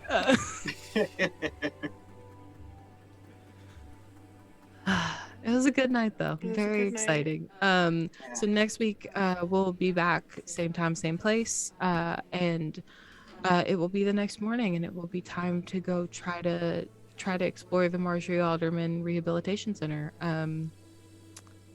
And we'll see what happens from there. You never know. And we will see you all on Thursday. Yeah, we'll see you all on Thursday for Back into Avernus, where we're not all crying. Yeah, we're all I still doubt stuck Giz in the will be library. crying during Avernus. I doubt Jade will cry. It's not a thing. But yeah, we'll be make back sure Ryan Shim cries. Shime. We'll make sure Ryan cries. Make Ryan cry. We'll make Shim Ryan Shime. cry. Yeah, he's gonna be crying after we Shim kick Shime. Shim Shime's Shim ass. Shime. Shim Shime. Fuck Shim Shime. Just blow up all of his plans. I'm going to destroy the library. Yep. I just start burning books. Am I the only person that doesn't have magic? Yes. Will I be the person to tear this library apart limb from limb? You betcha, buddy. Via my murder, if you start burning I rip down the the spine library. of every man and book in this library. The the party's gonna kill each other. We'll see what happens. It'll be great. It'll be a total party kill by the party. By the party. But yeah, you feel free to join us on Thursdays. On Thursdays, we're here 9:30 p.m. EST. In the meantime, on other days, feel free to check our social media. We will share when people are in other places. We will share when Drew's movie comes out. We just we're all just like artists and theater kids who are just trying to find happiness in this life. And that's why I make puppets. That's And why the you make global puppets. panini They smile when I global can. panini. made all of this possible. because Yeah, the for way sure. our group started was before I even knew Mal, and before Drew became. That a was part how. of it. Yeah, I remember you bringing her into the group with her having an entire Muppet Born character Yeah. idea. Yeah. I knew very Daisy before I met you. Yeah, very fun fact. I have not met anybody that sits at this table in person except for Kylie. I've not been able to because they all live in like a different state, and I went up there to visit Kylie a couple times before the move, but like I have never met Ryan or Drew or Naeem or Tiffany face to face. But I love each and every one of them so dearly, and like none of this would have happened without the pandemic and without just Kylie and I Everything becoming going friends, virtual. and then everything going virtual, and then Drew being like, I have an idea for a Muppet campaign, and I didn't even know Drew, and I looked at To Kylie be and I fair, went, tell Drew this didn't man I even- will pay him real money To be fair, be in Drew this didn't game. even I start remember with that us. quote. No. I will pay him real money Yeah, I to will be pay him real money to be in a I will pay him real money to be in this campaign. That is exactly what I said, and I meant it. I would have paid real money to be a Muppet, and you were like, no, just come do it. Like, Yeah. let's just go. Yeah. It started out with Naeem, Tiffany, Ryan, and myself, and then we brought Drew in, and of course we had all known each other in some way, shape, or form. And then I met Mal, and I was talking to Mal as Drew was sending me some of his very initial ideas of the Muppet Born campaign, and I was like, "This is This was a fucking while brilliant." ago. It Yeah. was a Yeah. while ago. It was a while And ago. I would read them to Mel, and she was like, tell him I will pay him real money to be in this Muppet Born I campaign. wanted to be a Muppet so bad. I was like, this sounds like the best thing that's ever happened. And so I was want to like, I'm do And just it. she's come up with a hell of a Muppet for this fucking campaign. Let me tell you that. I was guys. like, I'm just gonna Like, invite just her wait into the till you group see chat, this shit and in then action. we immediately went into Descent into Avernus, and then everybody started coming up with ideas. So, Yeah, and then all of a sudden there was like, and then Yeah. like there's Triton Chapter 2, which I was not a part of, but we're going to stream and sort of do like a like catch up thing, yeah, we're not gonna just for throw you all, into but this also for world me. that you have not been yeah, in. I know Yeah. nothing about this world. I just know that I was told to make a level 10 character, and so I did. And so we're just gonna throw me in there. We've got Muppet Borns, we've got the Lego campaign, which I'm super excited about because Kylie and I are gonna play sisters, which we've never got to do before. And like the exact opposite. The exact of our opposite of selves. sisters. Yeah. Oh well, I'm still You are that's not. fair. You are sunshine. I am sunshine in personality, goth in look. You are candy coated God. I'm keeping goth in look, but not sunshine in personality. I'm giving sunshine in personality to you. I'm gonna be But so annoying. it's And my character is just on his son's account when all of this happens. which I'm so excited about. You have no idea. I didn't My know. character is going to be so bad at this game, RP wise, but like mechanically is going to be the best because his son was Yep. a fucking like. Yeah. You just Bad got on to guy be like, at what those is this video video game that he's always playing? And then all of a sudden you're a whatever our Correct. Sunshine goth is like my Alternative. whole brand. whatever our alternative to Legos is. What was Rick Digums? He was a man, He's a Clicko The man. mastermind, whatever. the Clicko man. Yes, Clicko man Whatever we decide our non-copyrighted version of Lego Legos. is. version is. But like the point of all this is that none of this would be possible without you all. Legitimately, like me and Kylie came up with this idea sitting on a couch in her apartment, back before the move, and like And it was all months. because you played We Happy Few. yeah, And we got that's how everyone's so- forgotten. Yeah. Yeah, started. That's how we got super. So fun fact, I'm very bad at video games. And not very bad. I mean, I'm okay at video games, but for the most part, I'm not very great at video games because my anxiety makes me freak the fuck out. Why do I play the Assassin's Creed video games where a lot of the times you have to like sneak around and do shit? I have no idea because I freak out the whole fucking time. She does. But I love watching video games I want to play with someone I know playing it, so I can be like, oh hey, go over there, go see what that thing is. And not having to do it. You can look away when there's a jump scare. It's okay. Set in a tone of the incident. The move was an incident, let me tell you. The move was an incident. It was a 2-week, us coming from two different states, figuring shit out. Incident. It was wild. But anyway, she was like, oh, I found this game, I bought it, I'm gonna play it. And I was like, okay, I'll watch it. So we were she would stream it on Discord in one of our group Discords, and it was fucking great. And then she started coming up with this idea of Everyone's Forgotten, and I was like, this has got some like We Happy Few feel to it. She was like, I know. She was like, I think it's a cool idea. And I was like, this is 100% a cool idea, let's fucking do this shit. And then we did, and you've made this whole thing that I literally know nothing about except what you've been giving me since we started playing. So I wouldn't let you have it. She offered a million times to help with things, help edit, or like, or like something like that, and I was like, nope. She wouldn't give it to me. I could only edit and look at the playbook. Yep. So. Yeah, I wanted everything to be 100% real from the three of you, and I knew that by doing that, I was cutting off some of my contacts, sort of, in like the support system I had in trying to be a GM for the first time. But it was very important to me that you all didn't know anything coming in, except for like the bare minimum that I had given you, which was like the name of the town, a very loose idea of how the government worked. And then your characters, and that was all you got coming into this. And you all have taken everything like champs. And I'm incredibly happy with how it's happening. Like, all this means a lot. Easter egg here.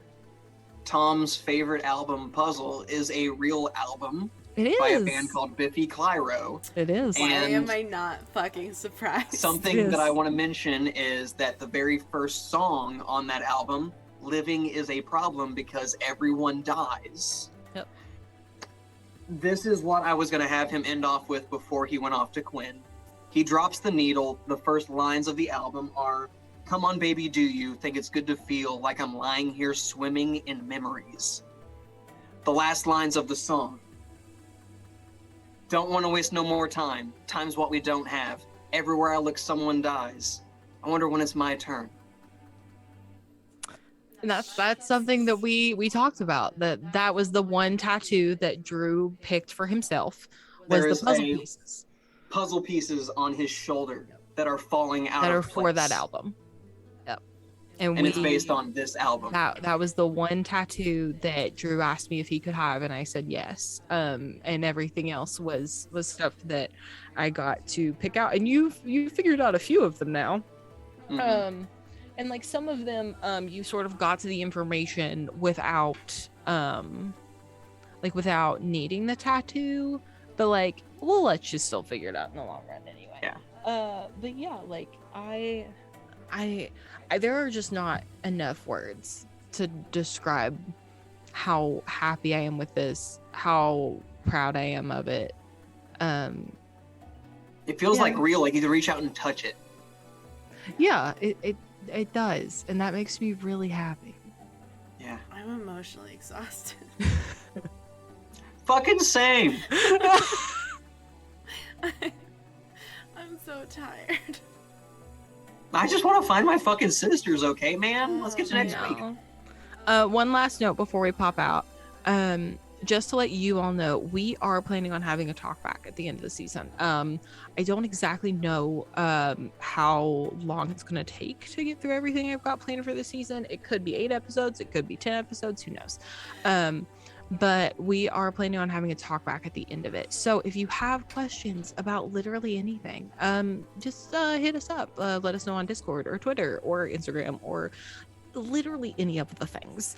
Just yell at us. The Like, if best it's loud enough, place, I'm sure we'll hear honestly, it. the best place for it would be to go in our Discord. Yeah. And under the Everyone's Forgotten section, before you type your question, put question in all capital letters. Yeah. And then type your question, so that way we can search through for the question, for the word question, and we can compile all of them that have happened throughout the campaign at the end, and go through all of those for a talk back.